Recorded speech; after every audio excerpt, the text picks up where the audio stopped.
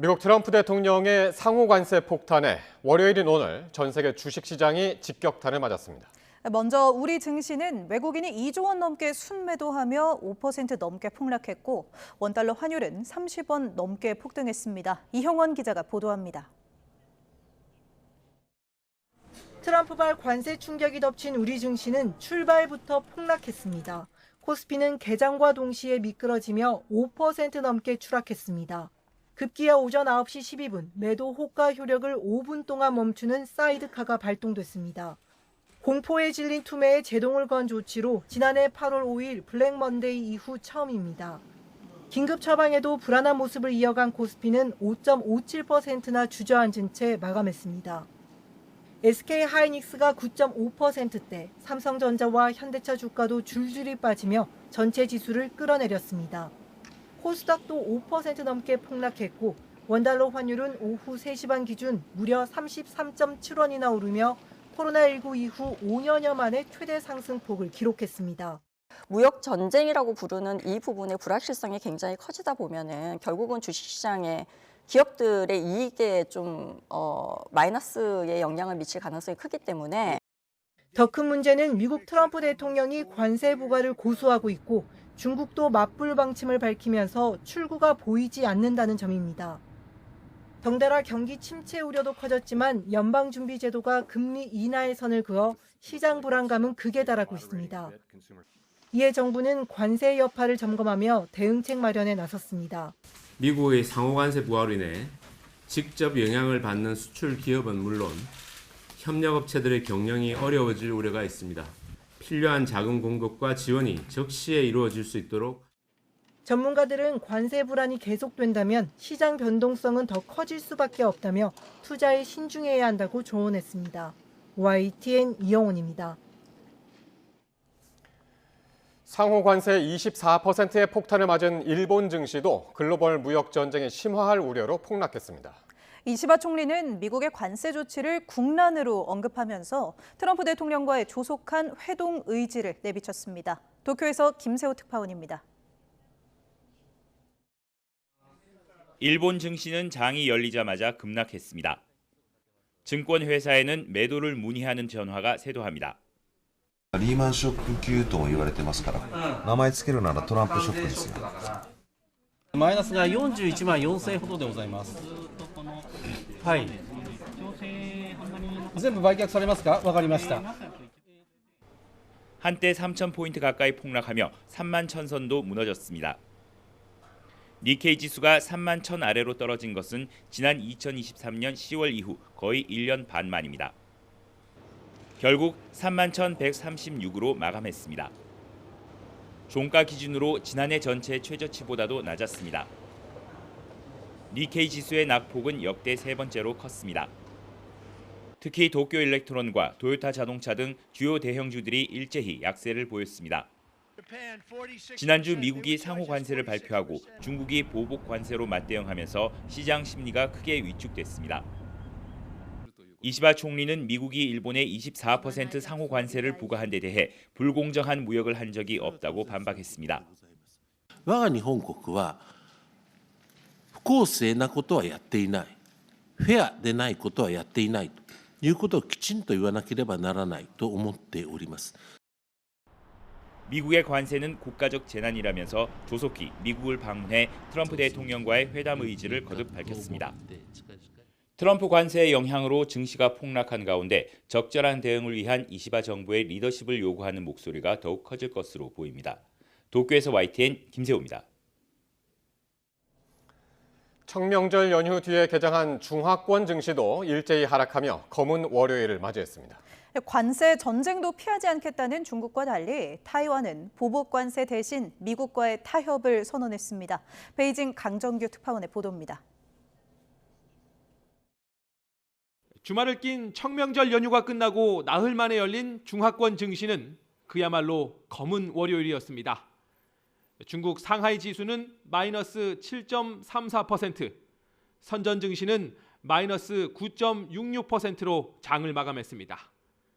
전기차 종목인 BYD와 CATL은 10% 넘게, 샤오미는 20% 이상 곤두박질 쳤습니다.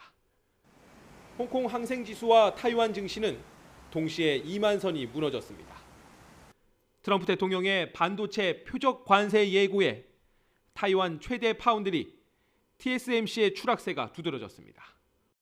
중화권 증시는 함께 무너졌지만 타이완 해협을 사이에 둔 양안의 대응은 정반대로 엇갈렸습니다. 타이완 총통은 보복 관세를 때리는 대신 미국과 협상에 방점을 찍기로 했습니다. 중국의 침공 위협에 맞서 독립을 추구하기 위해 미국의 안보를 의존할 수밖에 없기 때문입니다. 台湾没有计划采取关税报复，比照美加墨自贸协定，从台美双方零关税开始谈起。 반면 중국은 인민일보 일면 사설을 통해 자국 경제를 바다에 비유하며 자신감을 드러냈습니다. 미국과 1차 무역 전쟁 이후 수출 시장을 다변화했고 내수 부양 여력도 충분하다는 겁니다. 严重损害多边贸易体制，严重冲击世界经济复苏进程，必然遭到国际社会的普遍反对。 전략적 자율성을 지키려 경제적 희생을 감수하고 반미 연대를 규합할 기회도 엿보고 있습니다. 베이징에서 YTN 강정규입니다. 이렇게 전 세계 금융시장이 폭락세를 맞고 있지만 트럼프 대통령은 상호 관세 정책 수정 가능성을 일축했습니다. 대중국 무역 적자가 해소되지 않으면 중국과의 합의도 없을 거라며 시장의 기대를 낮췄습니다. 신호 기자가 이어서 보도합니다. 상호관세 발표 이후 첫 주말, 미국 전역에서 트럼프 대통령의 일방적인 국정 운영을 반대하는 시위에 수십만 명이 참가했습니다. It's going to be a huge detriment to the American economy. 하지만 트럼프 대통령은 보란 듯 골프 치는 자신의 영상을 소셜 미디어에 올렸습니다. 플로리다주에서 워싱턴 DC로 돌아가는 전용기 안에서 기자들이 중국과의 협상 가능성을 물었습니다.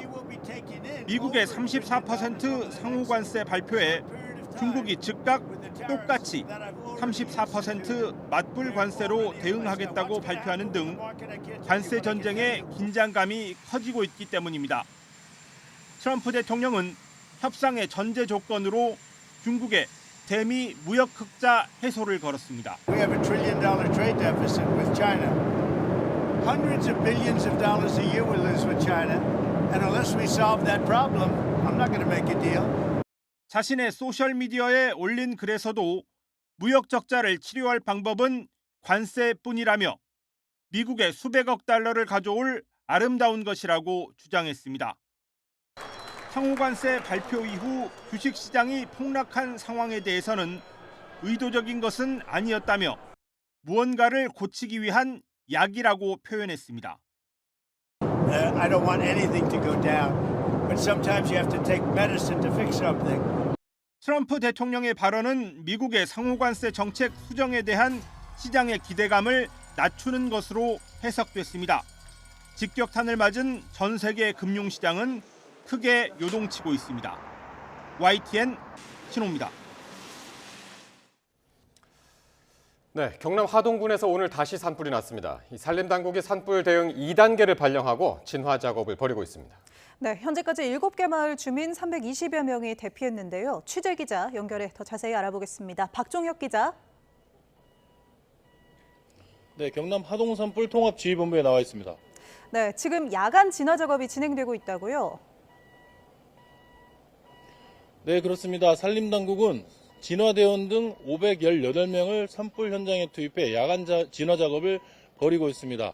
이곳 산불이 난 지역은 이 해발 200m 정도 되는 지역인데요. 지난달 21일이죠. 경남 산청에서 난 산불과는 상황이 좀 다릅니다. 당시에는 이 산불이 난 지역이 해발 고도 900m 되는 지역에서 진화대원들이 현장에 접근하기가 상당히 어려워서 진화에 큰 어려움을 겪었습니다. 하지만 이 지역은 그래도 상대적으로 낮은 편이라서 현장에 진화대원들이 접근하기 쉬운 상황입니다. 따라서 이 산림당국은 오늘 밤에 이 주불 진화에 총력을 기울인다는 방침인데요.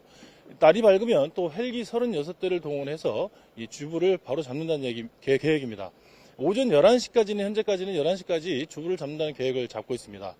진화율을 살펴보겠습니다. 저녁 7시 기준으로 보면 87%에 달하는데요. 오후 5시 기준이 62%였고 오후 3시 반 기준이 40%였습니다. 그러니까 이 낮 동안에 비해서 저녁 때쯤 이 2배 이상 진화율을 끌어올린 상황입니다. 오늘 산불이 난 곳은 경남 하동군 옥정면 회신인데요. 지난달 21일 산청군에서 산불이 나서 이곳으로 번진 지역이 바로 옥정면입니다. 이 옥정면에서 이 회신리 지역 그리고 지난달에 산불이 난 곳은 이 위텔인데요. 그 지역과는 한 3 내지 한 4km 정도 떨어져 있는 그런 상황입니다. 현재 발생 시각은 오후 낮 12시 5분쯤입니다. 산림당국은 오후 1시 45분에 산불 1단계에 이어서 오후 3시 반에는 2단계를 발령했습니다. 산불 2단계는 피해 예상 면적이 50 내지 100헥타르에 이를 때 발령됩니다. 현재 산불 영향 구역은 65.1헥타르로 전체 불의 길이는 4.6km입니다. 이 가운데 4km는 진화가 완료됐고 나머지 0.6km 그러니까 600m의 불길을 잡는 데 주력하고 있습니다. 오늘 산불이 시작된 곳 인근에서 70대 남성이 양손에 2도 화상을 입어 병원으로 옮겨졌는데요. 산림당국은 이 남성이 예초기를 쓰는 과정에서 불이 난 것으로 보고 있습니다. 하동군은 회신마을과 양지마을 등 7개 마을 주민들에게 옥천관과 옥종고등학교로 대피하도록 했습니다. 또 지금까지 한 320여 명 정도가 이 대피소에서 지내고 있는 것으로 전해졌습니다. 지금까지 하동에서 YTN 박종혁입니다. 윤석열 전 대통령 탄핵으로 인한 차기 대통령 선거가 오는 6월 3일 치러질 것으로 보입니다. 정부는 차기 대선 날짜를 이같이 잠정 결정하고 내일 열리는 국무회의에서 확정할 예정입니다. 홍성계 기자가 보도합니다. 윤석열 전 대통령 탄핵으로 앞당겨 열리게 된 차기 대선은 오는 6월 3일 치러질 예정입니다. 정부 관계자는 YTN과의 통화에서 대통령 선거일을 6월 3일로 잠정 결정했다며 국무회의에서 최종 확정할 것이라고 밝혔습니다. 대통령 선거일을 국무회의로 정할 의무는 없지만 중요한 안건인데다 공휴일 지정 절차도 필요해 국무회의를 거치기로 했다는 설명입니다. 6월 3일은 대통령 탄핵 확정 후 60일 이내에 선거를 치른다고 규정한 헌법과 공직선거법에 따른 가장 늦은 날짜입니다. 이는 유권자는 물론 피선거권자인 후보들에게도 참정권을 충분히 보장하려는 취지로 해석됩니다. 박근혜 전 대통령 탄핵 당시에도 60일을 꽉 채운 날 대통령 선거를 치렀습니다. 정부도 마찬가지로 선거 준비에 필요한 시간을 최대한 확보해야 하기 때문입니다. 한덕수 대통령 권한대행은 이미 윤 전 대통령 탄핵과 동시에 차기 대선 준비에 만전을 기할 것을 주문했습니다. 새로운 대통령을 선출하기 위한 선거가 공명, 정대하게 치러질 수 있도록 해야 합니다. 관계부처는 정치적 중립을 지킴과 동시에 선관위와 적극 협력하고 아낌없이 지원해 주시기 바랍니다. 감사원은 곧바로 대선 기간 공무원들의 정치적 중립 의무 위반을 막기 위한 특별 점검에 착수했습니다. 대통령 선거일이 6월 3일로 확정되면 후보 등록은 다음 달 11일 시작되고 선거에 나설 공직자는 선거 30일 전인 다음 달 4일까지 사퇴해야 합니다. YTN 홍성기입니다. 주말 사이 잠시 숨을 고른 정치권은 본격적으로 대선 준비에 돌입하는 분위기입니다. 60일도 채 남지 않은 초단기 대선 레이스. 먼저 그 주요 일정을 박정현 기자가 정리했습니다. 차기 대통령 선거가 오는 6월 3일로 잠정 결정됨에 따라 58일간의 대선 레이스도 막이 올랐습니다. 중앙선관위는 이미 윤 전 대통령 파면이 결정된 지난 4일부터 대선 예비 후보자 등록을 받기 시작했습니다. 이제 각 당은 적어도 후보 등록 마감 시한인 다음 달 11일까지는 경선을 통해 대선 후보를 결정하게 되는데 이따 출마 의사가 있는 지방자치단체장 등 공무원은 선거법상 대선일 30일 전, 그러니까 다음 달 4일까지는 사직해야 합니다. 이후 각 후보들은 선거 전날인 2일까지 22일 동안 본격적인 선거운동에 돌입하게 됩니다. 사전투표는 다음 달 29일부터 이틀간 진행될 예정입니다. 각종 여론조사에서 지지 후보를 정하지 않았다고 응답한 비율이 30% 안팎을 유지하고 있는 만큼 이번 선거는 중도층 표심을 두고 양당의 치열한 경쟁이 예상됩니다. 윤 전 대통령의 사저정치, 국민의힘과 개혁신당 이준석 의원 간 이른바 보수 후보 단일화 등 변수도 남아있지만 궁극적으로는 차기 유력 주자인 민주당 이재명 대표를 둘러싼 이재명 대 반이재명 구도로 흐를 거란 분석이 지배적입니다. 속전속결을 중심으로 뒀던 지난 2017년 대선 경선 때와는 달리 흥행을 최우선으로 이 대표를 이길 수 있는 후보를 선출한다는 게 국민의힘 기본 구상인데 민주당 역시 이 대표의 높은 지지율만큼이나 적잖게 나오는 비호감도의 해소가 과제로 꼽힙니다. 이러한 가운데 선관위는 부정선거 의혹 등 선거 불신을 해소하기 위해 이번 대선 투개표 전 과정에 공정선거 참관단을 운영하기로 했습니다. 장미 대선을 향한 시계가 돌아가기 시작하면서 각 당의 본격 경선전을 앞두고 잠룡들의 행보도 분주해지고 있습니다. YTN 박정현입니다. 윤 전 대통령 파면 이후 주말 사이 재정비의 시간을 가졌던 국민의힘은 이 경선 선거관리위원회를 출범시키며 본격 대선 일정에 돌입했습니다. 당 지도부는 이번 대선을 민주당과 이재명 대표를 심판하는 선거로 규정하고 내부 단합도 독려하고 있습니다. 김다현 기자가 보도합니다. 윤석열 전 대통령 파면 이후 처음 열린 국민의힘 지도부 회의에선 민주당과 이재명 대표를 향한 집중 공세가 이어졌습니다. 헌법재판소가 줄탄핵과 예산 폭거, 방탄 법안 같은 의회 독재에도 무거운 경고를 내렸다는 걸 잊어서는 안 된다며 탄핵은 이 대표의 8개 재판에 대한 면죄부가 아니라고 강조했습니다. 민주당은 국정 혼란의 주범이었습니다. 따라서 다가오는 조기 대선은 바로 이재명과 민주당을 심판하는 선거가 되어야 합니다. 이재명 세력의 나라 운명을 맡길 수는 없다며 윤 전 대통령 파면 사흘 만에 선거관리위원회를 띄우고 대선 체제에 돌입했습니다. 선관위원장은 5선 의원을 지내고 지난해 총선 참패 이후 지도부 공백을 메운 황우여 상임고문을 앉혔는데 통합과 안정을 꾀한 인선이란 평가도 나옵니다. 주 52시간 예외 적용과 약자 복지, 저출생과 고령화 해결, 지방 소멸 극복, 청년 미래 같은 7가지 정책 비전도 일찌감치 내놨습니다. 내부적으로는 당 공식 입장에 철저히 반하거나 대선 후보를 공개적으로 비난하는 해당 행위를 겨냥한 단속에 나섰습니다. 향후 후보 간 경쟁에서 탄핵 책임론이 재차 불거져 집안 싸움으로 보이는 촌극은 없어야 한다는 위기감이 반영된 거로 보입니다. 대선을 치르기 위해서는 우리 당원들 그리고 국회의원들의 하나된 마음이 필요하다.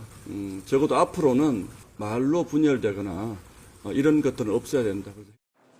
다만 당 내에선 여전히 윤 전 대통령과 절연을 주장하는 목소리와 더 이상의 분열과 뺄셈 정치는 없어야 한다는 주장이 맞서고 있습니다.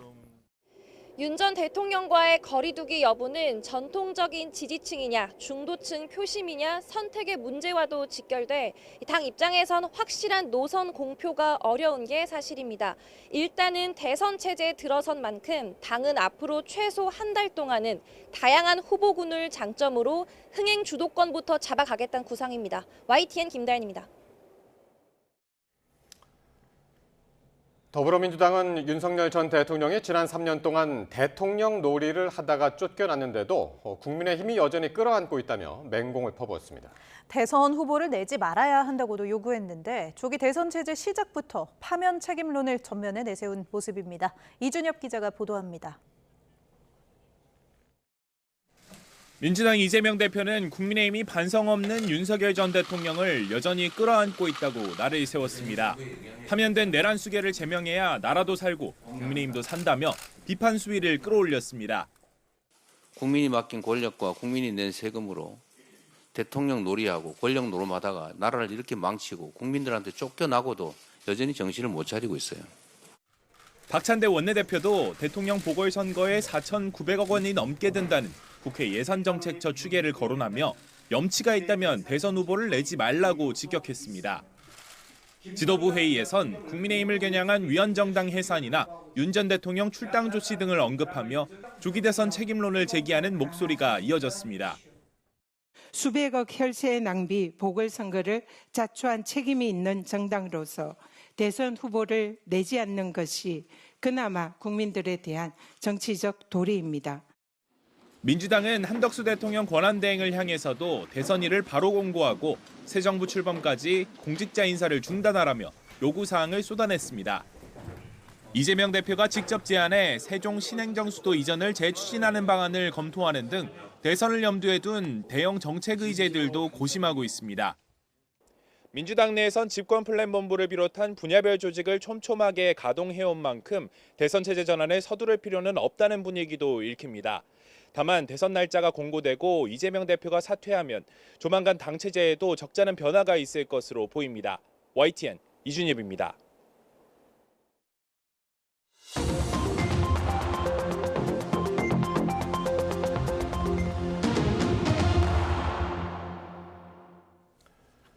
정치권 관심 뉴스 짚어보는 포커스 나이트 시간입니다. 네, 오늘은 최진영 변호사 그리고 최진 대통령 리더십 연구원장과 함께하겠습니다. 두 분 어서 오십시오. 네, 안녕하십니까. 네.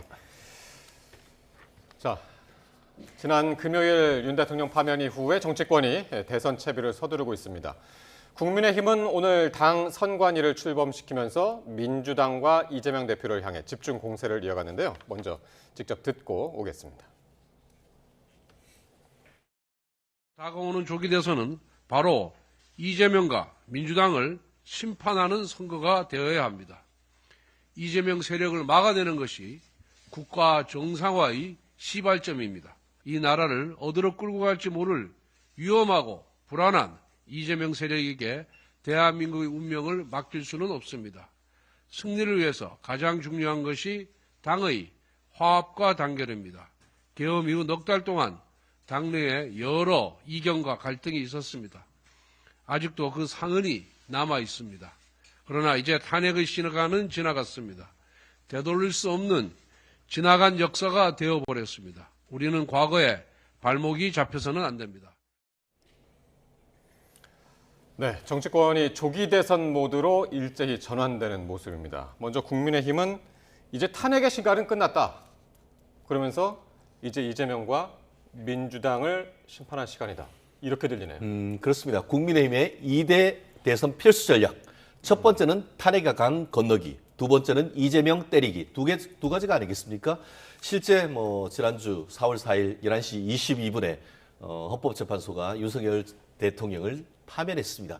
결국 우리가 어릴 때 배웠듯이 바쁜 꿀벌은 슬퍼할 시간이 없다. 이런 얘기가 있지 않습니까? 실제로 지금 윤 대통령을 많이 지지하고 또 탄핵을 반대했던 분들은 거의 그로기 상태, 저도 지금 감기가 걸려서 몸살이 걸린 그런 상황입니다만 정말 국민의힘 지지자들의 지금 현재 정신 상태가 이런 거의 감기 몸살 그런 상태 아니겠습니까? 예. 그렇다 하더라도 지난 주말 동안 이 당내를 통합을 하고 추스리고 또 이제 오늘로 57일 남은 대선을 향해서 나가야 되는 그런 상황 속에서 사실 지금까지도 당 지도부 같은 경우에는 투트랙 전략으로 왔지 않습니까? 당 지도부는 어떻게 보면 윤석열 대통령과 어느 정도 선을 끊기, 그 대신에 개별 당 의원 같은 경우에는 개인 소신에 따라서 윤석열 대통령을 지지할 수 있는 그런 전략을 했었는데 결국 내부적으로도 어떤 탄핵에 대한 인용 가능성을 일정 부분 인정을 했던 그런 부분이 있었기 때문에 지금으로서도 좀 전에 권성동 원내대표가 얘기하는 것처럼 지금은 탄핵은 이미 지나간 과거의 일이다. 그럼 우리는 앞으로 나아가야 된다라고 하면서 윤석열 대통령과 일정 부분 선을 끊고 경우에 이제는 또 다른 한 전략, 선을 끊는 전략, 그래서 네. 탄핵 강에 건너는 전략, 또 하나의 전략은 결국 어차피 민주당의 후보는 이재명이다라는 그 상수를 두고 예. 이재명 대표의 지금 최근까지 보였던 어떤 사법 리스크 이런 부분을 최대한 어떻게 보면 강조해서 아까 말씀드린 것처럼 이재명 때리기 이런 투트랙 전략으로 앞으로도 계속 나갈 가능성 현재 예. 높지 않을까 생각을 합니다. 예. 최진 원장님 어떻게 보셨나요? 일단 이번 사태는 탄핵 강이 아니라 탄핵 바다다. 그렇기 때문에 정말 건너기 힘들 겁니다. 그리고 여전히 이 파도가 치고 있는 바다이기 때문에 결코 건너기가 너무나 힘든 바다이기 때문에 정말 국민의힘은 완전히 처음부터 새로 시작한다고 각오를 해야 된다. 그리고 조금 전에 권성동 대표의 발언을 보면 정말 정신을 못 차린 정도가 아니라 완전히 무슨 넋이 나간다는 생각이 들 겁니다. 죄송합니다. 외람된 말씀입니다. 왜냐하면 어떻게 이번 대선이 민주당과 이재명을 심판하는 선거입니까? 지난 4개월 동안 내내 윤석열 대통령 심판하나 탄핵하나 겸하나 이러다가 결국은 현직 대통령이 물러났지 않습니까? 이거 누가 보더라도 삼척동자가 보더라도 이건 윤석열 대통령 전 대통령과 그리고 국민의힘에 대한 심판이기 때문에 이번 대선도 그렇게 치러질 수밖에 없죠. 그래서 새로 그나마 탄핵 강을 조금이라도 건너고 싶다면 국민의힘은 정말 엄중한 진정한 사과 그리고 예. 반성을 전제로 해야 그나마 어떻게 보면 건너는 그 흉내라도 낼 수 있다. 그래서 자꾸 저런 지금 조금 전에 저런 방향으로 간다면 저런 방식으로 간다면 가뜩이나 힘든 국민의힘이 더욱더 필패의 길로 스스로 자처하는 거 아닌가라는 생각이 들어서 참 안타깝다라는 말씀 드립니다. 네. 최 변호사님께 하나만 더 여쭤보면 민주당에서는 염치가 있다면 국민의힘이 후보를 내지 말아야 된다고까지 얘기했거든요. 이 부분은 어떻게 들으셨습니까? 그러면은 민주당은 지난 그 서울시장, 부산시장 재보궐선거 때 염치가 정말 없게도 본인들이 성범죄와 관련되는 그 성비위와 관련돼 있어서 어떻게 보면 재보궐선거 있었습니다만 그때는 룰까지 바꿔가면서 사실은 지금 그때 재보궐선거에 후보를 냈었지 않습니까? 그런데 그때는 맞고 지금은 틀립니까? 지금 이 룰 같은 경우에 국민의힘 같은 경우에도 이와 같은 재보궐선거 사실상 재보궐선거죠에 책임이 있을 경우에는 이 후보를 내지 않을 수 있다라고 돼 있습니다만 그것은 대통령과 어떤 지역 선거는 상당히 다르지 않습니까? 대통령 같은 경우에는 뭐 어떻게 보면 1호 당원이다라고 하지만 사실상 당원으로 역할을 하는 것이 아니고 정치와는 선을 끊고 행정해야 하는 그런 부분과 당내에서의 어떤 그 정당의 당적을 가지고 있는 국회의원들의 어떤 그 선거와는 사뭇 논의의 다르다? 평면 자체가 다릅니다. 그것을 논의를 확장시켜가지고 결국 가만히 앉아가지고 난 후보 나 혼자로서 그냥 독주해서 그 이재명을 대통령을 시키겠다 하는 그 어떤 얘기밖에 안 되는 것 아니겠습니까? 그렇기 때문에 비유하려면 좀 적절히 해야 되는 그런 부분이 있는 것이고요. 말씀드렸듯이 그냥 민주당은 정말 그게 정치적인 마타도를 넘어서 진짜 속내였던 것 같아요. 실제로 얼마 전 같은 경우에는 그 국민의힘이 또 탄핵이 됐을 경우에는 후보를 못 내는 법까지 만들어가지고 사실상 일당 독재를 하려고 했던 독자 후보만 내려고 했던 그런 어떤 무도한 그런 시도 속에서 오히려 이와 같은 그 박찬대 그 민주당 원내대표의 이러한 말에 대해서는 오히려 중도와 보수의 역풍이 불 것이다. 그렇기 때문에 공정한 경쟁을 위해서 최선을 다하는 그런 모습이 오히려 더 나아가야 될 바가 아닌가 생각합니다. 그래서 저는 둘 다 틀리다라는 말씀을 드리고 싶어요. 민주당이 과거에 그런 부패 문제가 있음에도 불구하고 어거지로 후보를 냈던 것, 그건 분명히 저는 틀리다, 잘못했다고 말씀드리고 그리고 이번에도 역시 엄청난 국민적인 어떤 피해랄까 그런 국가적인 어떤 손실을 그걸 만든 후보에서 당 후보를 새로 낸다라는 것도 저는 틀렸다고 봅니다. 다만 대통령이기 때문에 안 낼 수는 없다고 봅니다. 그 현실적인 문제가 있기 때문에 그 부분은 현실적인 문제는 인정을 합니다만은 일단 명분상으로는 낼 만한 입장 그런 체면 이런 건 되지는 않죠. 그러나 대통령이기 때문에 할 수 없이 후보는 내겠지만 또 그럴 수밖에 없다고 인정을 합니다만은 염치가 상당히 없는 것은 사실이죠, 국민의힘이. 알겠습니다. 네, 뭐 이런 책임론 속에서 이제 뭐 잠룡들의 움직임은 빨라지고 있습니다. 출마 선언을 한 사람들도 상당히 많은데요. 이정현 전 의원부터 뭐 안철수 의원 또 홍준표 시장도 14일 출마 선언한다고 하고 김문수 장관은 8일 출마설 또 뭐 한동훈 전 대표는 이제 가계화까지 했다고 해요, 사무실을. 총 뭐 10명이 넘을 걸로까지 전망이 되고 있는데 이 당 경선이 그만큼 어떻게 전개될지도 상당히 관심입니다. 오리무중. 지난주도 제가 오리무중 했었는데 아직까지 국민의힘 후보 같은 경우에는 굉장히 스펙트럼이 다양하게 있다 보니까 있고 또 실질적으로 지금 현재 내부적으로도 윤석열 대통령의 컴백을 바라보고 있다 보니까 실제 그동안 이재명 대표와 달리 대선을 위한 적극적인 어떤 행보를 하지 못했던 것도 사실 아니겠습니까? 그러니까 이제 시작하자마자 결국은 어떻게 보면 우르르 한꺼번에 나올 수밖에 없는 그런 상태인데 아직까지 뚜렷하게 저만큼 압수가 있다라는 그런 후보가 없는 것도 사실입니다. 하지만 대신에 민주당 같은 경우에는 뭐 잠룡이다라고 합니다만 아직까지 승천을 못했기 때문에 우리의 말로 하면 이무기 아닙니까? 이무기가 크게 봤을 때 몇 명 없는 반면에 국민의힘 같은 경우에는 잠룡이 될 수 있는 이무기가 굉장히 많은 것. 다만 결국 굉장히 어떻게 보면은 예비 경선 그리고 본 경선 하는 과정에서 흥행적 요소가 상당히 많은 것도 사실 아니겠습니까? 탄핵 찬성파, 탄핵 반대파 그 속에서의 어떤 치열한 어떤 그 정책의 흐름 이런 부분 과정 속에서 국민의힘 같은 경우에는 나름대로 경선에 성공할 수 있는 흥행 요소가 뭐 이른바 블랙버스터로서의 어떤 흥행의 코드가 분명히 있는 반면에 민주당 같은 경우에는 사실상 어후명 아닙니까? 어차피 후보는 이재명 아닙니까? 옛날에는 뭐 어대명 해서 어차피 대표는 이재명이라고 했는데 예. 그렇기 때문에 좀 싱겁고 그래서 사실 2021년 같은 경우에도 문재인 대통령과 관련해 2017년 같은 경우에도 그때 박근혜 대통령 탄핵을 당한 이후에 사실 예비 경선 없이 민주당 같은 경우는 본경선으로 해서 바로 그 문재인 대표로 가버렸었지 않습니까? 후보로. 예. 아마 비슷한 어떤 경로를 겪을 것인데 결국 그 민주당 같은 경우에는 조금 마치 이제 우리 페넌트 레이스를 끝나고 일찍 이제 그 코리안 시리즈에 나가는 반면에 지금 국민의힘 같은 경우에는 이게 준 플레이오프 가서 힘을 많이 소질해야 되는 그런 부분은 있지만 어쨌든 국민들에게 스포트라이트 받을 가능성은 상당히 민주당보다 높다. 그런 장점은 있다고 봅니다. 저는 국민의힘 대권 주자들이 저렇게 서둘러서 너라도 대권 도전을 선언하는 이유를 잘 모르겠어요, 사실은. 지금 김기현 의원이 그랬지 않습니까? 지금 국민의힘은 패족이다.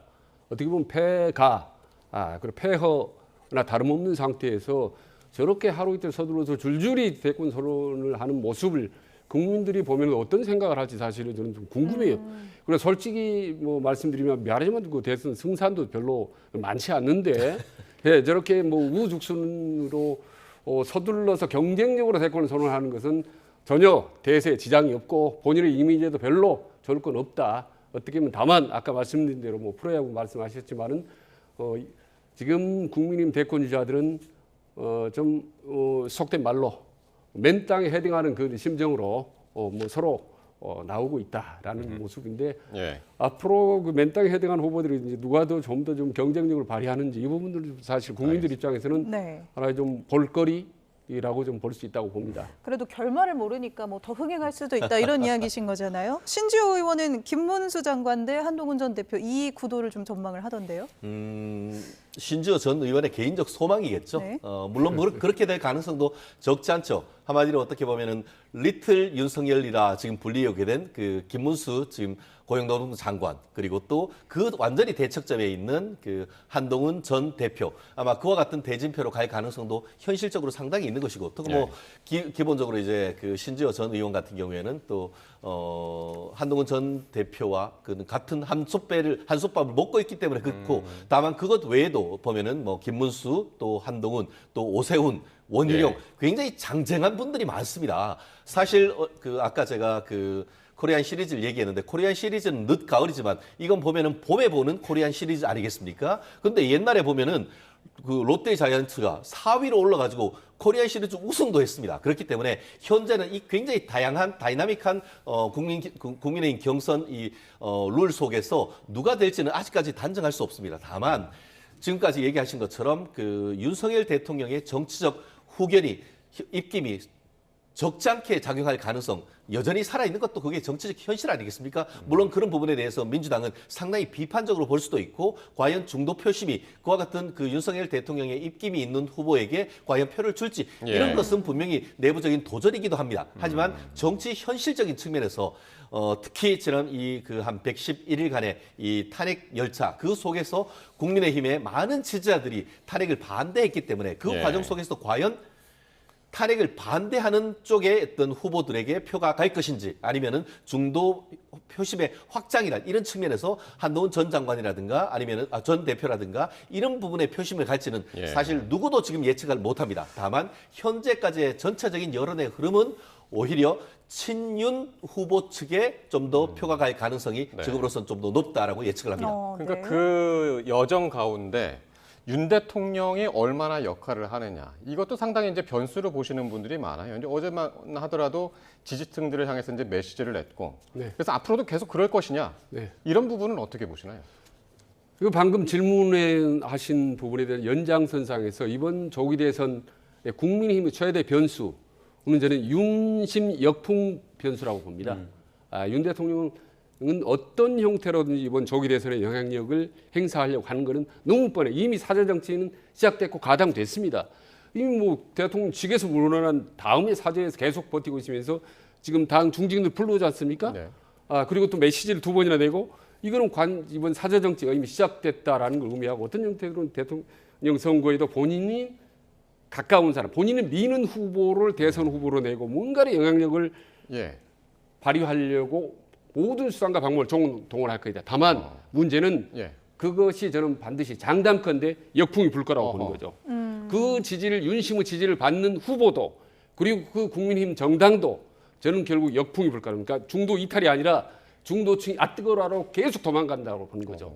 그런 점에서 저는 이번 국민의힘 경선이라든 본선의 최대 변수 중 하나는 바로 윤심 역풍 변수다라고. 그러니까 윤심이 있긴 할 건데 그게 역풍으로 불 것이다라는 의견이시고요. 어떻게 보십니까? 사실 그것이 국민의힘의 딜레마인 것은 분명하다라고 생각합니다. 조금 전에 권성동 원내대표 같은 경우에는 탄핵의 강을 건너다 이런 그런 취지로 얘기하면서 탄핵은 이미 과거 일이라고 이제 선을 긋지 않습니까? 결국 그 취지는 윤석열 대통령과의 어떤 정치적인 어떤 흐름을 사실상 차단하려고 하는 그런 시도로 읽히는데요. 다만 그와 같은 시도가 윤석열 대통령과 생사고락을 같이 했던 수많은 그 국민의힘 당원들에게 얼마나 호소가 될지에서는 상당히 의문이다. 그게 아까 말씀드린 것처럼 국민의힘의 딜레마고 이 대선을 치르는 과정에서도 내부적으로 계속 그런 진통이 있을 것 같은데요. 최근에 여러 여론조사에도 보면은 최근에 그 탄핵된 이후에도 탄핵이 정당했다라는 그런 그 국민들의 목소리가 부당하다라는 목소리보다는 좀 더 높은 것이 사실이고 그러다 보니까 윤석열 대통령이 어떤 식으로든 어떤 이번 대선 과정에서 입김을 불 경우에는 어떻게 보면 국민의힘 지지자들을 결속하는 데는 도움이 있지만 과연 중도층에 있는 분들한테 그것이 플러스가 될지 마이너스가 될지 이 부분이 사실 현재로서는 국민의힘 지도부의 딜레마인 것은 분명합니다. 하지만 우리가 정치란 것이 물론 탄핵이 됐기 때문에 정치적으로 패족이 됐다라고도 볼 수 있지만 박근혜 전 대통령 때와 지금은 사뭇 다른 점도 분명합니다.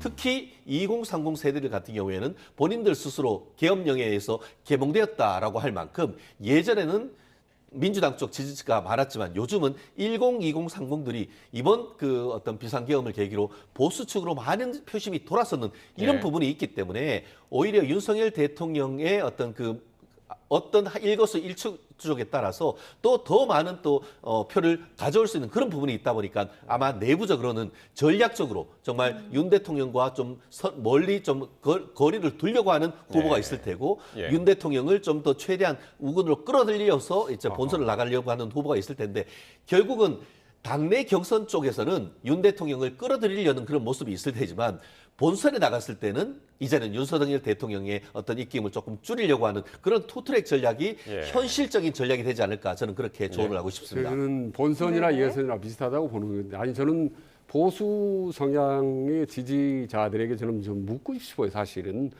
계엄 이후 4개월 동안 온 나라 대통령이 지금 떠들썩한 상태에서 대통령이 헌재에서 8대 0으로 탄핵을 당해.